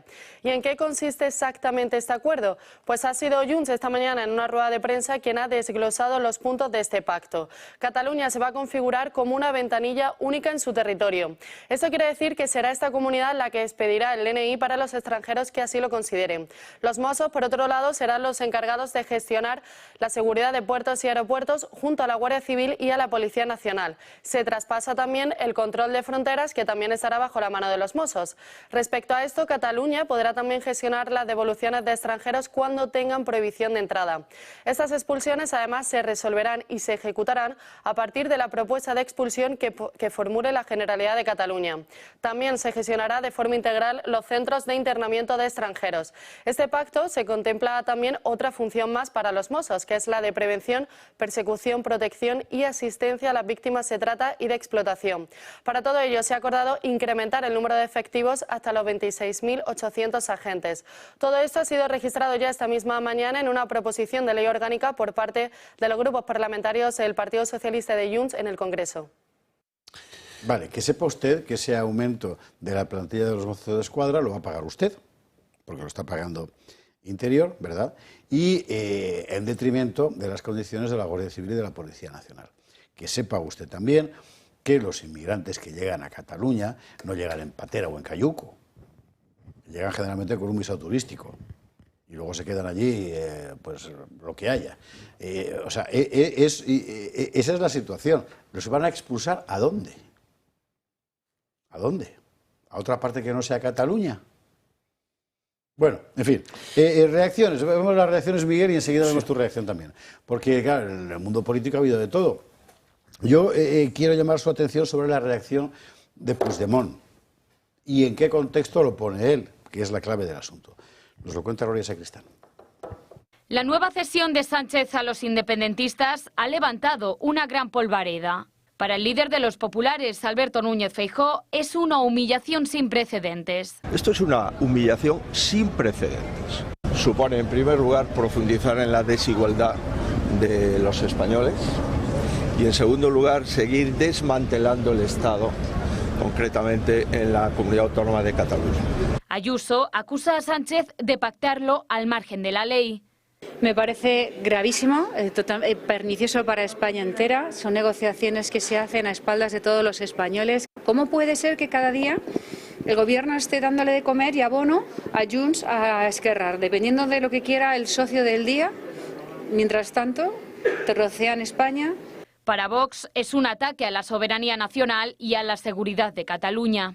El último paso, quizás, antes de una independencia de facto. Delegar las competencias en inmigración y fronteras es, en primer lugar, un ataque a la unidad nacional, porque son competencias exclusivas del Estado.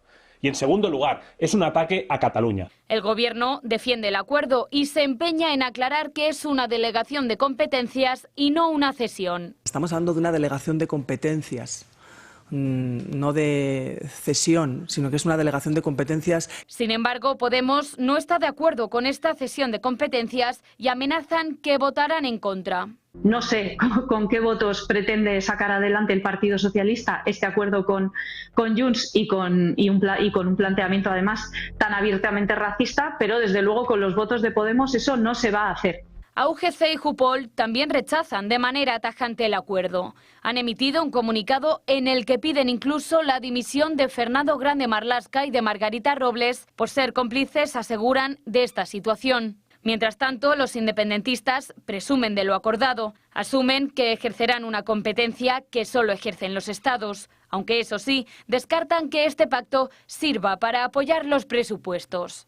Catalunya assumirà de manera integral les competències de l'Estat en una matèria que és d'extrema importància per al futur del nostre país, que sense immigració no hi ha progrés en molts àmbits. Però també sabem que sense integració no hi ha nació.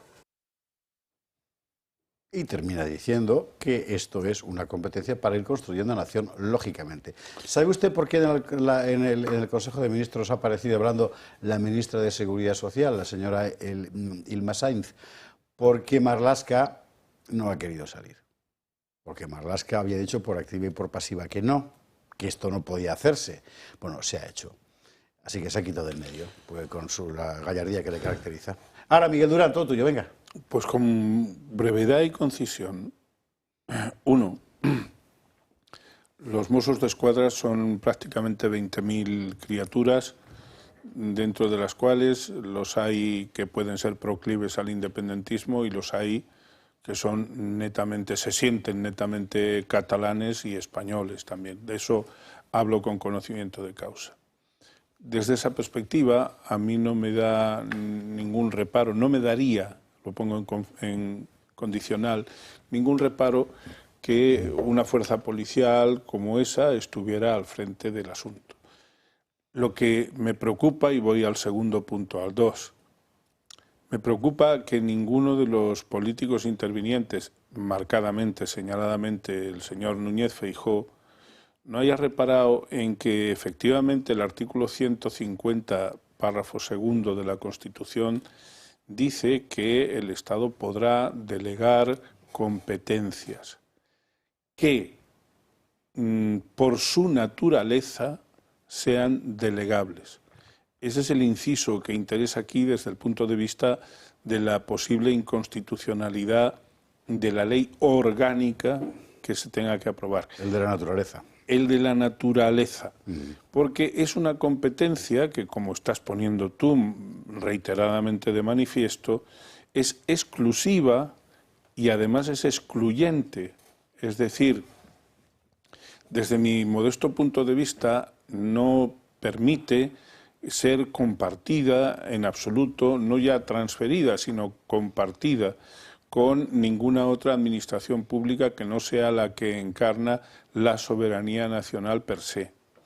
Pero no he visto que al señor Núñez Feijóo ninguno de sus asesores, y esto se viene cacareando desde hace tiempo, es decir, habría para haberlo estudiado y para haberle dicho, Alberto, cuando aparezca esto, anuncia que primero te vas a oponer a esa ley, segundo, si saliera adelante, tú te vas a ir a los dominios del señor conde Pumpido, ya sabemos lo que pasa, pero tú te vas a ir porque tú vas a utilizar todas las herramientas que están a tu alcance. Y finalmente, claro que sí que es una deconstrucción, como se dice ahora, claro que es una demolición del Estado como nación, claro que es una cesión increíble y además es que fíjense bien ustedes, señoras y señores que nos están viendo y escuchando, es que ni siquiera se está negociando con el presidente de la Generalitat. Claro.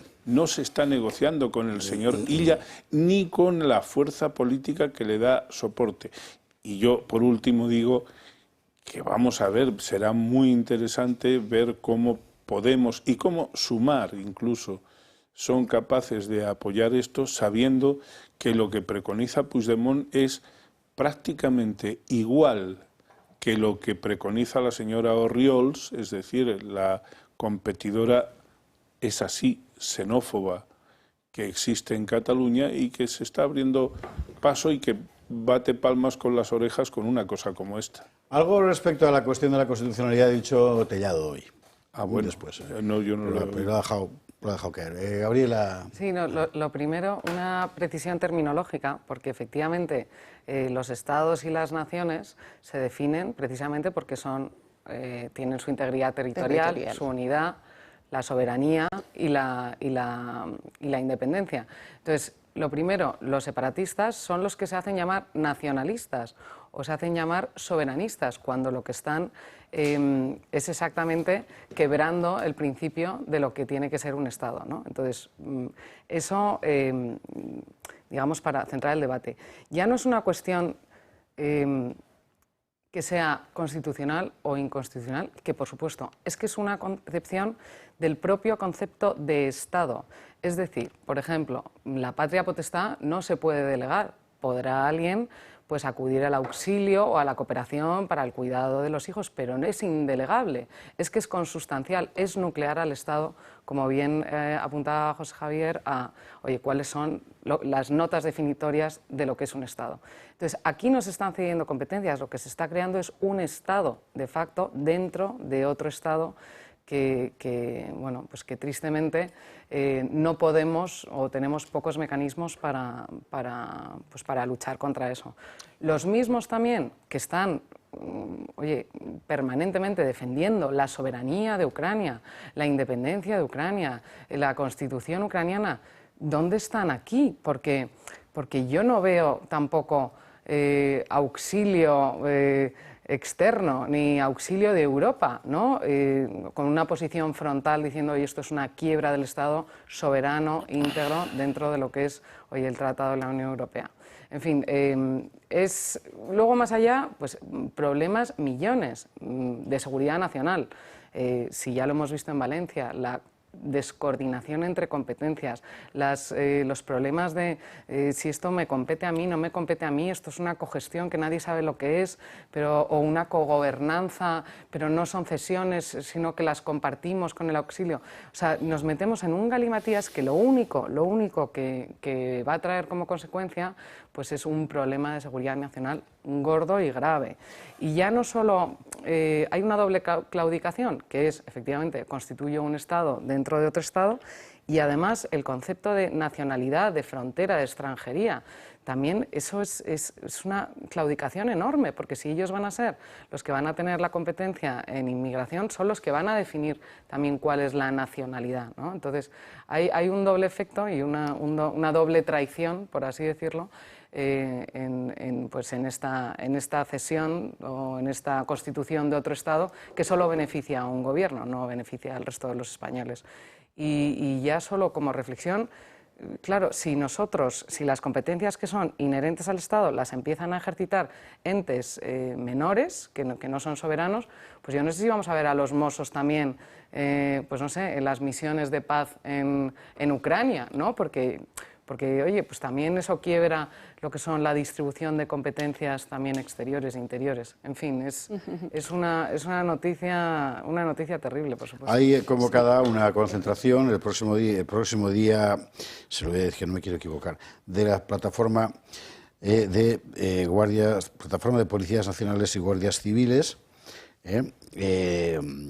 que agrupa un montón de asociaciones y sindicatos de policías y de guardias civiles frente al Congreso de los Diputados en protesta por esta cesión. Iremos contándole y creo que además tendremos a la plataforma aquí en estos próximos días para que nos lo cuenten, Ana.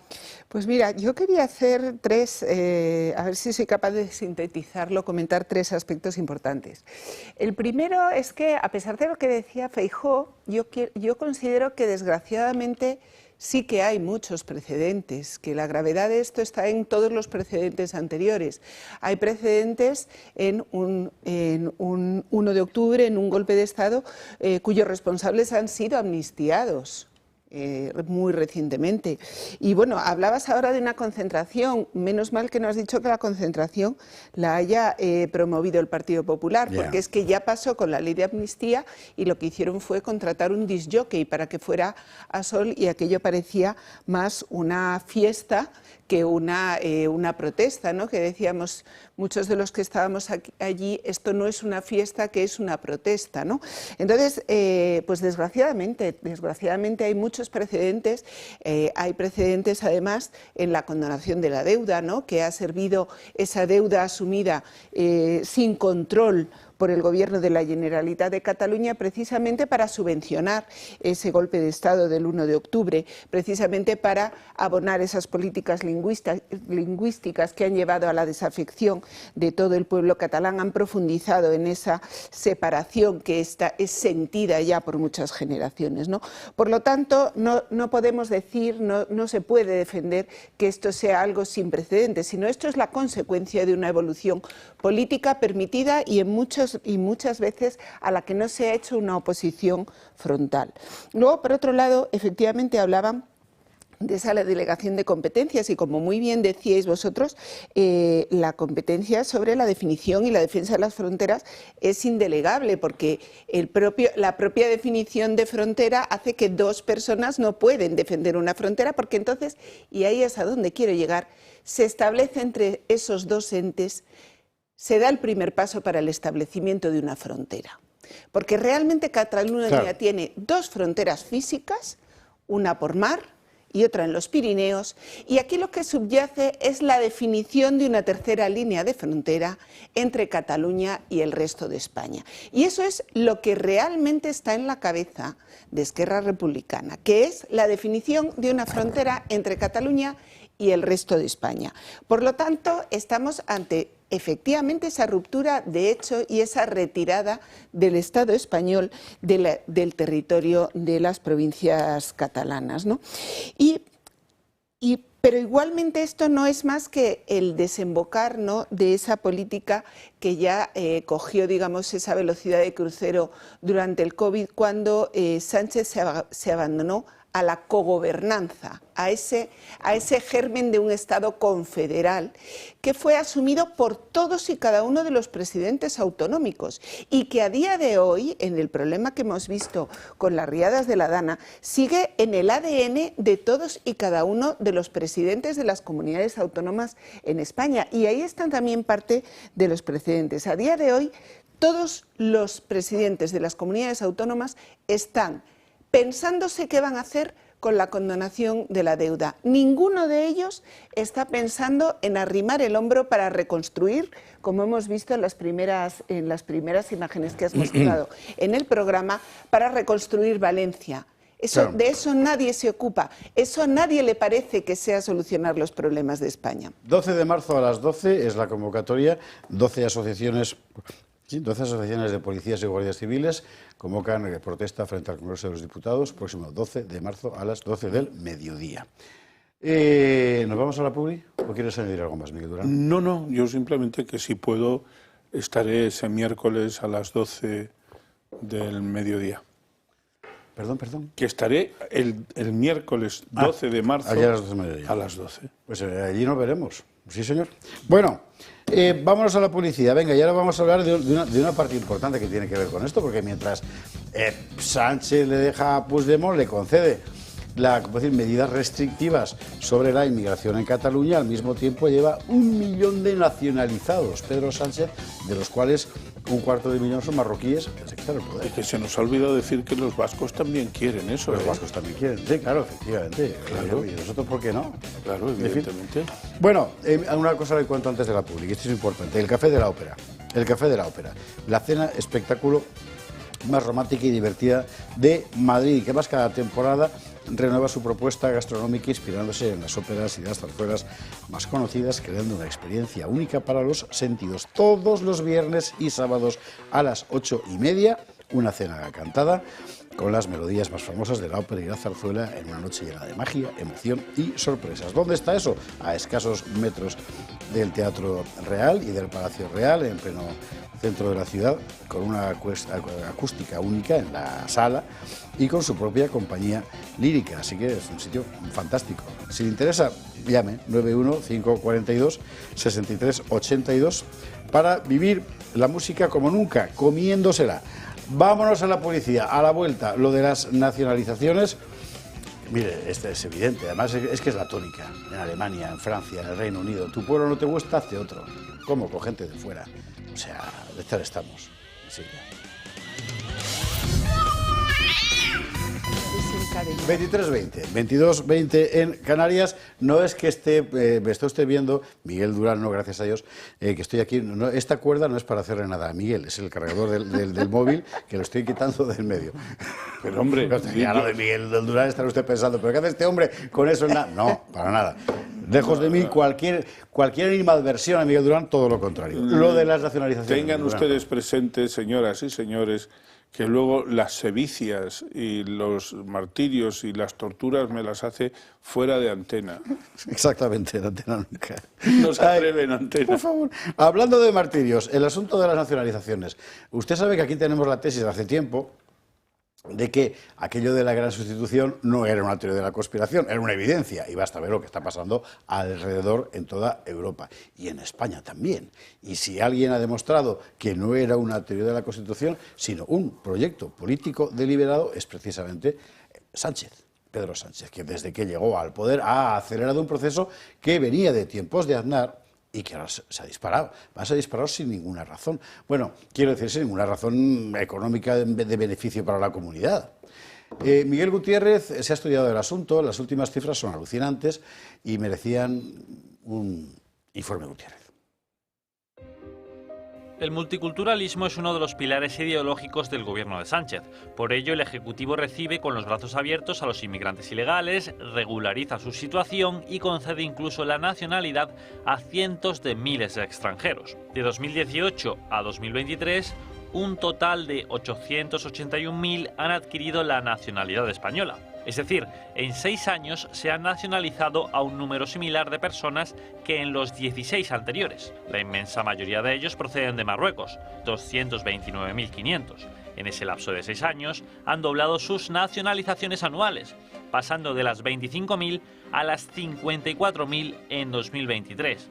En cifras totales le siguen países hispanoamericanos como son Colombia, Venezuela, Ecuador y Bolivia para completar el top 5. Actualmente ya hay en España 8,8 millones de personas nacidas en el extranjero, entre los que mantienen su nacionalidad y los que ya han conseguido la española. De 2021 a 2024, esta cifra ha crecido en 1,6 millones. De hecho, esta es la razón por la que el saldo poblacional no es negativo. La población nacida en el extranjero representa ya el 18,1% del total. No contentos con esto, el Congreso dio luz verde a la toma en consideración de una iniciativa legislativa popular que tenía como fin regularizar a 500.000 de inmigrantes ilegales, una medida que solo contó con el rechazo de Vox. Cabe preguntarse qué motiva al gobierno a recibir, regularizar y nacionalizar a tantos inmigrantes. Esgrimen que la razón es económica, pero los datos lo desaconsejan. De la población activa extranjera, solo el 40% cotiza, es decir, solo 4 de cada 10 trabajan. Los marroquíes están incluso por debajo de este dato. Especialmente alarmante es el dato de paro en las mujeres extranjeras. El 45,45% no trabaja. En el caso de las mujeres marroquíes, supera el 50%. Así, en el aspecto económico, la inmigración cuesta más de lo que aporta a la economía. Lo refleja el informe de la Fundación Neos, que sitúa la cifra en 30.000 millones de euros anuales en coste. El texto revela que hay alrededor de 2 millones de inmigrantes que viven de prestaciones económicas directas del Estado, además de beneficiarse de los servicios públicos. Así funciona el modelo multiculturalista. Hasta hace poco, como usted sabe, el argumento de que tenían que pagar las pensiones circulaba mucho. La verdad es que usted que le diga, es una forma un poco soft de esclavitud, ¿verdad? No, que tienen que pagar las pensiones, joya. Pero ya sabemos que no. Hay innumerables cálculos. Por cierto, creo que tenemos en breve aquí a un experto, el señor Rosado, que lo había estudiado muy bien. Cuesta dinero. La inmigración de ese tipo cuesta dinero. Estamos ante otra cosa diferente. Hasta hace unos pocos años podríamos hablar de inmigración socioeconómica en el sentido antiguo. Hoy es evidente que ya no. Esto es otra cosa. Y estas cifras son alucinantes. ¿Por qué? Sencillamente porque es que no hace falta. Al contrario, crea más problemas que los que resuelve. Bueno, yo sobre este tema, que es un tema recurrente porque el tema no se resuelve bien, diré con brevedad, que lo de que nos paguen las pensiones es un reduccionismo simplificador absoluto, porque estos inmigrantes que vienen de fuera, cuando son cotizantes, si lo son de aquí a, pues no sé, a que yo ya no ejerza mi profesión y viva exclusivamente de mi pensión, pues ya veremos qué es lo que pasa en un sistema como el que nosotros tenemos, que es un sistema de reparto y no de capitalización, con una seguridad social que es una ficción también, pero no voy a andar por ahí porque nos llevaría muy lejos. Aquí lo importante de la población inmigrante es ver si efectivamente están, desde el punto de vista socioeconómico, cubriendo unas parcelas de ocupación, unas parcelas de actividad sectorial que los españoles hace tiempo que hemos decidido abandonar. A mí me parece mucho más claro que efectivamente hay muchas actividades ya, bastantes actividades muy señalables en las que no busques mano de obra española porque la encontrarás con cuentagotas y sin embargo sí vas a encontrar mano de obra extranjera, que si no se regulariza la tienes que contratar extramuros de la ley y si te cazan con un contrato así, de entrada, al inmigrante lo regularizas de forma automática, porque muy poca gente sabe, pero es conveniente decirlo, que cuando al empresario lo pillan con un contrato ilegal, el señor contratado ilegalmente no tiene ninguna responsabilidad, simplemente con ejercer una acción judicial contra el empresario obtiene prácticamente de forma automática su regularización. ¿Verdad que es un tema de mucho interés? Segundo, somos también todavía consecuencias de la famosa ley de nietos de Zapatero. Aquí hay mucha nacionalización proveniente de abuelos y de padres españoles que no se había ejercitado y que se está ejercitando. Pero yo, más allá del fenómeno que se ha descrito muy bien y muy precisamente en el informe, a mí lo que me preocupa es que efectivamente tenemos una inmigración tolerada que es en gran medida ilegal en su origen y que sin embargo nadie encuentra ni la solución para impedir que se produzca, ni una vez los tenemos dentro, la solución para que sea un proceso normal. Eso es lo que a mí me preocupa. Sí, no, yo creo que aquí el Estado está haciendo dejación también de su función. Antes hemos visto, ¿no?, un tema de seguridad, pero aquí hay un tema también de cohesión social muy importante que genera gravísimos conflictos. Entonces, si lo que hacemos es regularizar sin ningún tipo de vinculación, que es lo que prevé nuestros textos y nuestras tradiciones, alguien que esté arraigado, alguien que tenga una vinculación, ¿no? Esto es el que pase por aquí lo regularizo y le doy la nacionalidad. La nacionalidad, efectivamente, que es un concepto importantísimo, también de definición de soberanía, de a quién le otorgo ese beneficio, yo no se lo puedo dar a alguien o que lo rechaza o que no lo merece.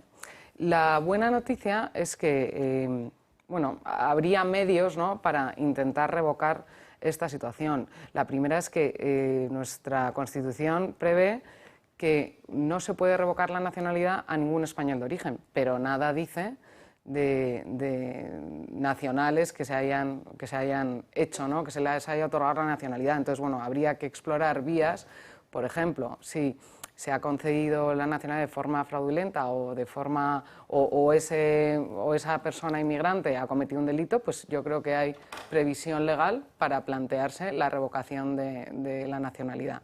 Y luego, por otro lado, la otra solución, que ya hemos hablado miles de veces, ¿no?, es el tema de fomentar la natalidad. Lo que no puede ser es que las mujeres, una de sus primeras preocupaciones cuando se queda embarazada es ¿qué le digo a mi jefe? O sea, el jefe tendría que decir, me ha tocado la lotería, otro niño más, pero qué maravilla, otra deducción, otra bonificación, y oye, ten más, por favor, ponte a ello, ¿no?, porque esto es buenísimo para toda la empresa. Entonces, pues las políticas de natalidad son también absolutamente importantes. Había una propuesta... Una única precisión. Lo que dice Gabriela está muy puesto en razón, pero si el Estado quiere fomentar la natalidad y quiere hacer que el empresario bata palmas con las orejas y aplauda los embarazos de sus empleadas o de sus empleados, lo que tiene que hacer es decirle al empresario, y no te preocupes porque el tiempo de bajas maternales y todo eso, la cotización a la Seguridad Social te la pago yo. Es que precisamente eso es lo que iba a preguntar a Ana, porque leí una propuesta de Vox relativamente reciente que era justamente justamente eso. Sí, sí, sí. Bueno, efectivamente lo que hay es que tomar medidas de manera que no tenga que ser el empresario, porque claro, si pasamos del gran empresario que quizá tenga músculo suficiente como para soportar una baja, al pequeño empresario o al autónomo con un empleado, pues las cosas cambian mucho. Y yo, esto la verdad es que es un debate que me interpela personalmente, porque la verdad es que una ha tenido sus hijos ejerciendo mi actividad profesional normalmente. Y yo ya llegaba un momento que les decía, porque yo tuve 4 hijos en 3 años, que tampoco es una cosa tan frecuente, ¿no? Y yo les decía, mira, aquí se me acababa el problema de mis bajas de maternidad simplemente con que les dijeran a mis compañeros que entre los que iban a cubrir mi puesto les repartían mi sueldo. O sea, entonces ya empezaríamos a dejar de tener tantos problemas porque mi compañera se vaya de baja de maternidad y me toque quizá trabajar un poco más. Porque también hay que ser conscientes de que las personas en los puestos de trabajo no siempre somos intercambiables una por otras. No porque yo hiciera nada fuera de lo corriente, sino porque llevas tus proyectos, llevas tus actividades y salvo tu compañero de al lado, muchas veces es muy difícil realmente encontrar ese sustituto. Quizá hay en otros sitios en las que las personas que trabajan en procedimientos, pero bueno, según el tipo de trabajo, efectivamente. Efectivamente, este no es el tema, pero otros trabajos más creativos con los clientes es difícil. Pero bueno, la realidad es que lo primero que hay que hacer es que las bajas de maternidad no vayan a costa de los hombros de los pequeños empresarios, sobre todo. Y, por ejemplo, muchas veces de muchas familias, oye, que aquí se sube el salario mínimo interprofesional, regularizamos a un montón de inmigrantes ilegales, muchos de ellos cuidadores, servicio doméstico. Pero ¿qué pasa cuando tienen una baja o hay una chica que está en el servicio doméstico y que te pide la baja de maternidad? Bueno, es que no hay ni siquiera una deducción en el IRPF del empleador por el sueldo que está pagando sueldo y está pagando seguridad social. Y no se desgrava ni un céntimo del IRPF. Pues claro, efectivamente que la chica se quede embarazada y que te pide una baja de maternidad, pues es un problemón, ¿no? Entonces, todas estas cosas hay que empezar a hablarlas con un poco de normalidad. Pero bueno, no quiero dejar de comentar el tema de la inmigración. Lo primero es que la inmigración que no debe existir es la inmigración ilegal. En España lo que nos da problemas es la inmigración ilegal y esta puerta de atrás por la que Pedro Sánchez ha convertido en legales pues a muchos inmigrantes que han entrado de una forma irregular, precisamente porque eso lo que provoca es un gran efecto llamada. Efecto llamada que se evita con medidas como las que ha hecho Trump. Ha dicho, oye, aquí no entra ni un solo ilegal más, y lo comentábamos el otro día, que es lo que están haciendo en el mismo barquito que llegan, dicen, oye, que esta frontera está, aquí no se puede pasar, me vuelvo a mi casa. No ha habido grandes tragedias. Simplemente hay que decir, oye, si tú vienes a España y vienes a trabajar, que no sé si os acordáis hace unos meses que decía Pedro Sánchez, no, vamos a favorecer la inmigración circular, porque por aquello de la economía circular parece que les parecía el término más chupi, que no es otra cosa que lo que llevamos pidiendo Vox desde el año 2019 en el que yo me incorporé, y es que a España vengas con un puesto de trabajo, que vengas con una oferta de trabajo. Tú vienes con una oferta de trabajo, te incorporas a trabajar, automáticamente te das de alta en la Seguridad Social, tienes tu derecho a tu cartilla sanitaria, tienes derecho a las ayudas sociales que te correspondan, pero en el momento en el que pones aquí un pie es porque tienes un contrato de trabajo, y esto funciona en muchísimos países muy prósperos. Lo que no se puede hacer es animar a la gente a venir a colapsar los servicios sociales como la sanidad, como la educación, y a no aportar nada, a aportar delincuencia, a aportar desorden en las calles, a aportar falta de seguridad. Lo primero porque no viene nadie a pagar nuestras pensiones, la gente viene a pagar la suya, la gente viene a vivir mejor de lo que vive en sus países y la gente viene a mandar dinero a aquellos que se han quedado en sus países. Y desde luego su última voluntad seguramente, y además tienen todo el derecho, es pagarnos las pensiones a nosotros. Ana, eso que tú dices, por ejemplo, funciona en Suiza. Es decir, tú a Suiza puedes ir a trabajar sin mayor problema. Puedes ir a Australia a trabajar sin ningún problema, con un contrato de trabajo o con tu vocación de trabajar allí. Y si no lo haces en un tiempo determinado, te ponen de patitas en la calle. El problema, repito, el problema es que yo no quiero comparar España con Suiza porque me van a decir, oiga, dígame usted los kilómetros de costa que tiene Suiza, y evidentemente pues no los tiene, ¿no? Pero salvando las diferencias que las hay, sin embargo, aquí no hay ninguna voluntad de resolver el contradios que supone el hecho de que estemos dejando entrar gente, permitiendo que entre gente, y luego no se haga absolutamente nada para hacer que esa gente se regularice. El número de inmigrantes que vienen aquí con un contrato de trabajo previo es absolutamente ridículo, insignificante. Yo he intentado hacerle un contrato de trabajo a una ciudadana pakistaní que me interesaba por su currículum y demás, y no he podido, porque la burocracia que tienes que desarrollar y el tiempo que tardas en conseguir eso son como mínimo 2 años. Entonces, joder, no sé, es que este tipo de cosas alguien las tiene que decir alto y claro. Yo ya sé que vosotros, desde Vox, se levanta la voz de Vox, pero es una Vox en el desierto, es igual, porque, joder, es que enseguida viene con la xenofobia el resto de la gente. A mí me asiste una persona que trabaja en mi casa que es de nacionalidad extranjera. Bueno, ya es de nacionalidad española, pero es una señora con la que yo estoy muy contento, muy satisfecho de sus servicios. Probablemente, si hubiera querido una ciudadana española, por lo que he dicho antes, de que hay sectores de actividad que ya no, sociológicamente, los españoles nos hemos puesto de perfil o de culo contra esas actividades, pues no la habría encontrado. Pero, hombre, yo lo que quiero es que quien me gobierna, lo haga con coherencia. Ana, Gabriela, cerramos tema y a la policía. Sí, hay una propuesta interesante que es, oye, al que viene, ¿no? Al marroquí que viene, quiere hacerse español, porque aquí efectivamente ha encontrado oportunidades y además se le regulariza. Como mínimo podría exigirse que renunciara a su nacionalidad marroquí. Es un tema importantísimo en el caso de Marruecos, efectivamente. Sí. Porque veríamos a ver si efectivamente es un tema de vinculación o de vocación o de permanencia o es un tema de mera conveniencia, en fin, y no sé, para pasar un tiempo aquí, delinquir y vuelvo. O saco, no sé, me parece como algo que sería mínimo pedir, salvo, oye, con los países con los que tengo tratados de doble nacionalidad, que no sé si es Guinea Ecuatorial y alguno más, pero con Marruecos creo que es algo esencial a proponer. Deberían elegir.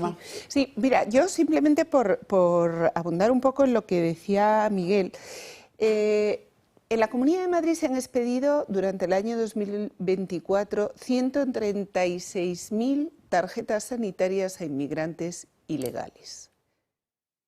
Yo creo que hay que ser conscientes de lo que es esto. Y hablando hace poco con una farmacéutica, porque el mecanismo es el siguiente. Llegas a Madrid, te empadronas, te puedes empadronar en un banco de la calle, sacas tu tarjeta sanitaria, automáticamente haces uso de los servicios públicos y además tienes medicación. Y entonces me decían las farmacéuticas, claro, llegan y como les dan la medicación para 3 meses, piden medicación para 3 meses y esos 3 meses se vuelven. Y le dicen, oye, no, te doy la medicación de 1 mes. Y dice, y automáticamente me acusan de racismo. Es decir, es que esto es lo que se está fomentando en España. Señores, a la policía, porque eso nos ha hecho tardísimo.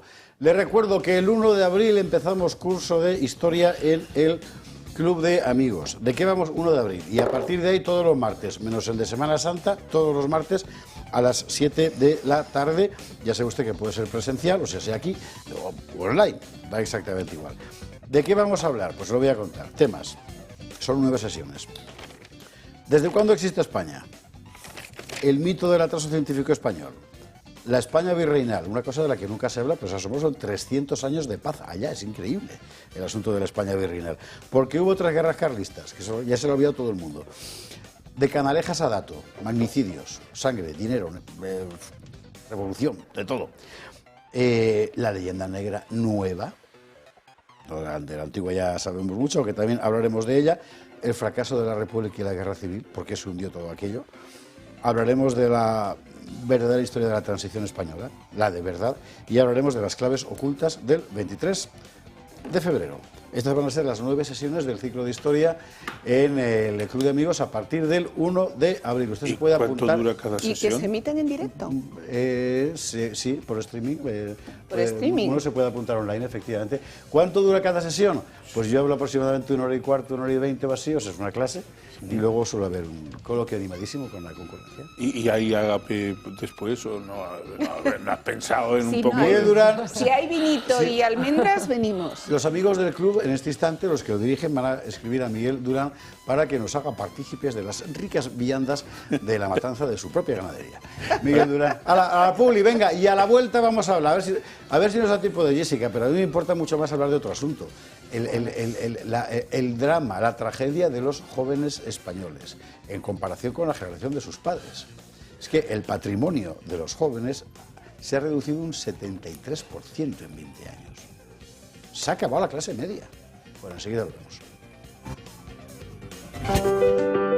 Controlar los niveles de azúcar es fundamental para tener una buena salud.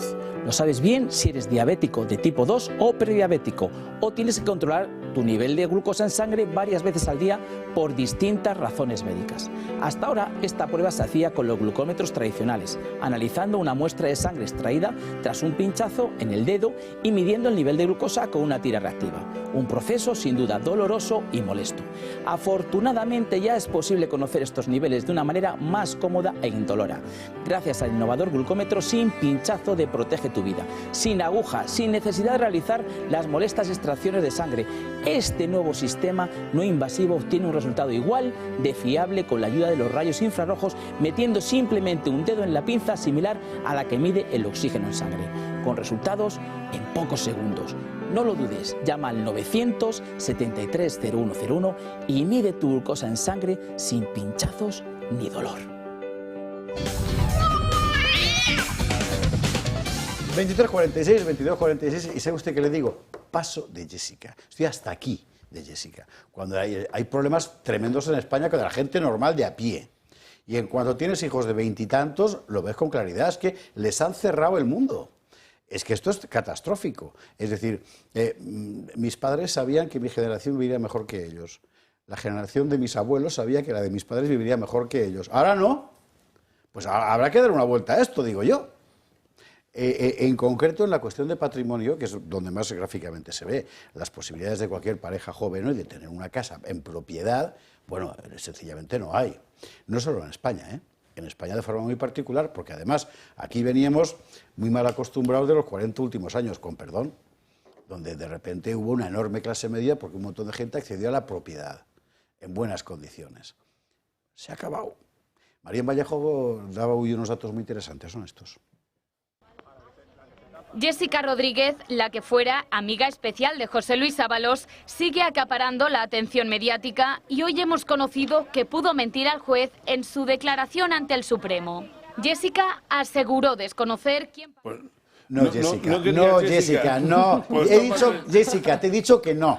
Mañana, si quieres, vienes y te quitas la peluca. Hoy no. Hoy me interesa más la gente normal. No quieres, esta Jessica, que nos cuenta 3 María, tazas y la última rebosando. Esta que nos cuenta María Vallejo, venga. En política se habla mucho del futuro de los jóvenes, sobre todo con el tema de la vivienda. Sin embargo, hoy nos vamos a centrar en otro problema que se habla poco, pero que a largo plazo se va a notar. Según una encuesta del Banco de España, el patrimonio de los más jóvenes ha caído de forma considerable. En las 2 últimas décadas, los hogares de personas mayores de 74 años han duplicado su riqueza neta. Pero, por otro lado, la de los menores de 35 ha caído en un 73%. Esto implica que la llamada como brecha generacional se ha amplificado en unos 200.000 euros. Esto no parece que se vaya a resolver, al contrario, se podría agravar. Tiene que ver y mucho los ingresos.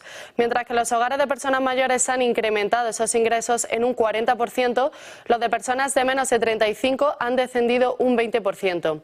Hay que destacar que ahora mismo la pensión media de jubilación supera el sueldo de los menores de 35 años. Si hablamos de vivienda, podemos comprobar cómo es un factor que también influye. En el año 2002, más del 65% de los menores de 35 tenían una propiedad propiedad. Y hoy ese porcentaje ha bajado hasta el 30%. Un estudio que alerta sobre el futuro de los más jóvenes de nuestro país.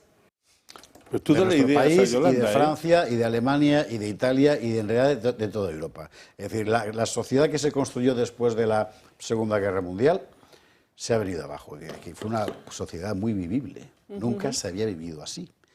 Se ha acabado, pero se ha acabado además con unos estados hiperinflados, con enormes presupuestos, recaudando más que nunca. España está recaudando más que jamás en la historia, ¿verdad? Y la gente, ¿qué es lo que ve? Que se lo quitan. Es que es increíble. Y se acabó. Tú dale ideas a Yolanda Díaz y a María Jesús Montero. María Jesús, no, Irene Montero hoy estaba en el creo que era en el Parlamento Europeo, ¿verdad? Allí clamando por el tema de la vivienda de los jóvenes. Pero Ya, está a punto de decir un... No. Pero más tuerza, que habéis estado gobernando, por Dios. Claro, pero a ver si Yolanda va a salir diciendo, pues ahora el sueldo mínimo interprofesional de los menores de 35 años tiene que subirse un 50% más que el de los mayores de 35 años. Bueno, es que en buena medida ese tipo de políticas son las que han provocado que hoy la gente no pueda ganarse la vida normalmente. Claro. Porque son todos obstáculos por todas partes. Claro. ¿Y por qué estamos...? También habría que preguntarse, que yo soy acérrimo defensor de los jóvenes, pero ¿cuáles son, más allá de que estén perdiendo poder adquisitivo, capacidad patrimonial y todo eso, ¿no se ha hecho algún estudio sobre la pérdida de valores que se está dando también en nuestra juventud por culpa de la cultura woke y la Agenda 2030 y las subvenciones a troche y moche sin justificación? A mí, perdona, déjame defender mi argumento, hombre, porque si me lo descalificas al límite, como se suele decir, pues no puedo decir nada, ¿no?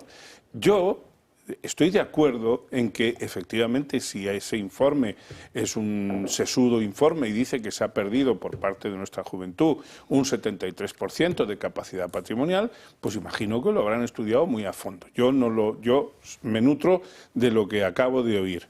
Pero a mí que he sido también joven, aunque hace de eso mucho tiempo, yo con mi discapacidad, y perdón por personalizar, pero yo tenía ganas de defender mi capacidad patrimonial y no era fácil.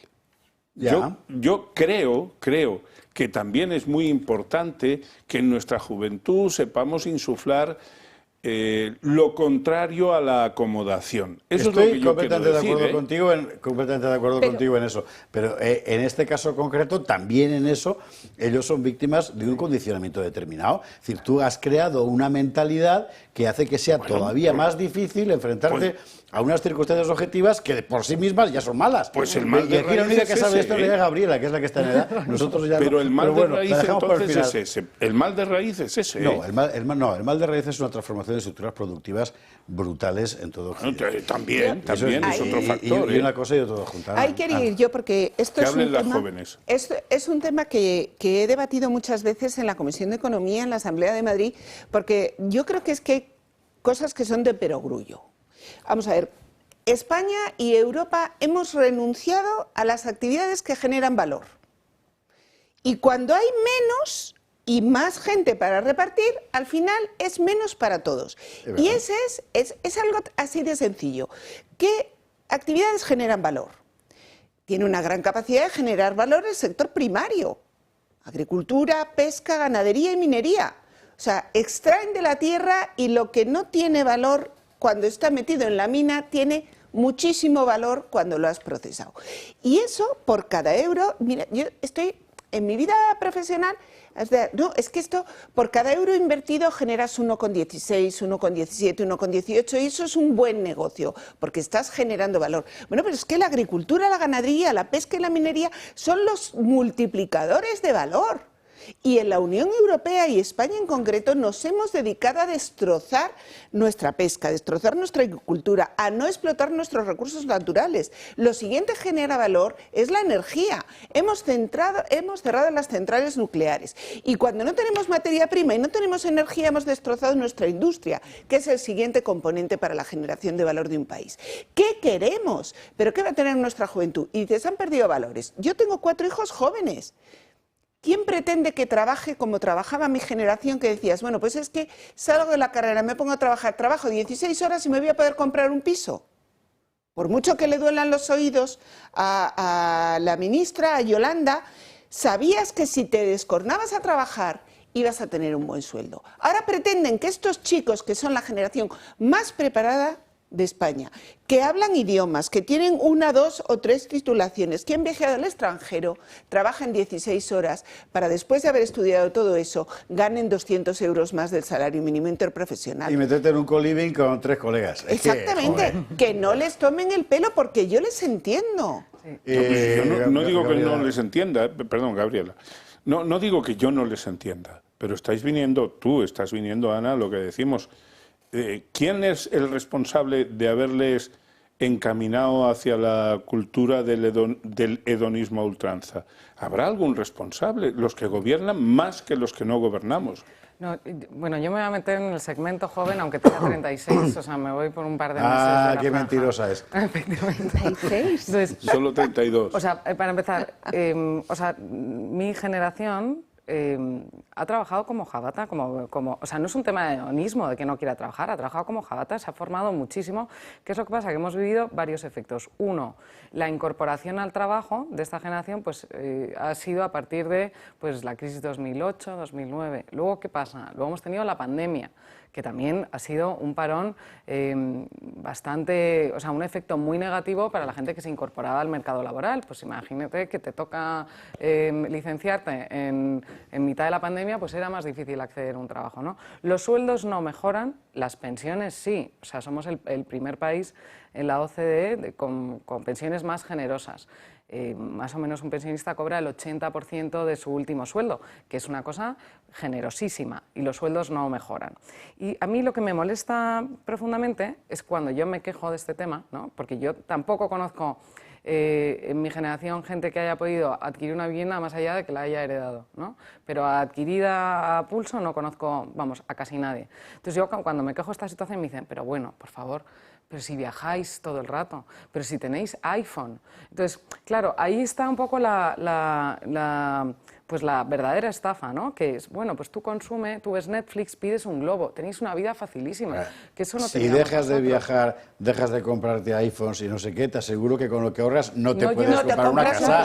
Pero es que también es un argumento, claro, es verdad, eso yo también lo he oído. Yo lo escucho todo el rato, pero si viajáis todo el rato, nosotros nunca íbamos a París. Y digo, bueno, te vas a París en un vuelo a 88, enlatado como una sardina, con una especie de... Y es más barato que cuando íbamos nosotros en el Puerto del Sol. En fin, la juventud tiene 2 opciones, o desesperarse o contentarse con lo que tiene, pero que es una reacción, o sea, este efecto Peter Pan que se dice que tienen los jóvenes, es que al final es una defensa contra no tener oportunidades. ¿Qué queremos? ¿Que se estén todos todavía el tema es muy importante, y aprovecho como que nos queda un minuto y medio de programa para hacer el resumen, porque para nosotros es un asunto de reflexión y de propuesta permanente, y tiene mucho que ver con lo que aquí contamos permanentemente sobre la estructura productiva.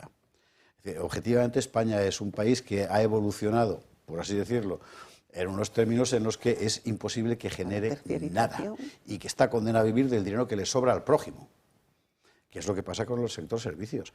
Y eso hay que rectificarlo, y es una rectificación política, y es una política de Estado. Y para eso hace falta alguien que lo diga y que sea capaz de plantarse ante quienes manejan nuestra barca en este momento. Mira, estructuras productivas... 30 segundos, Miguel, pues nos vamos. me sobran 15. Estructuras productivas que han cambiado. Antes, los PICs, los famosos PICs, cerditos, o sea, Portugal, Italia, Grecia y España. Esos PICs son los que ahora, si miras el Eurostoxx, si miras los índices bursátiles, son los que están tirando. ¿Por qué? Porque lo que tira son los servicios. ¿Y quién se ha hundido? Francia y Alemania, que son países bastante más industrializados que nosotros. Algo tendrá que ver lo que decíamos antes, ¿no? Es decir, esa inversión de valores que se está dando. Yo solamente pongo... Pues yo es que creo sinceramente que es un espejismo. Porque bueno, entonces es un espejismo lo que estamos porque viviendo en este momento. estás metiendo el elemento financiero dentro del sector. No, hombre, estoy metiendo la ya hay estructura que irse, productiva. Bueno, pues ya nos quedamos Miguel y yo discutiendo. Y Gabriela y Ana que se vayan a ver el fútbol. Ana Cuartero, Gabriela Camuñas, mil gracias. Que se quedan con el Curunchito, el programa de deporte de esta casa.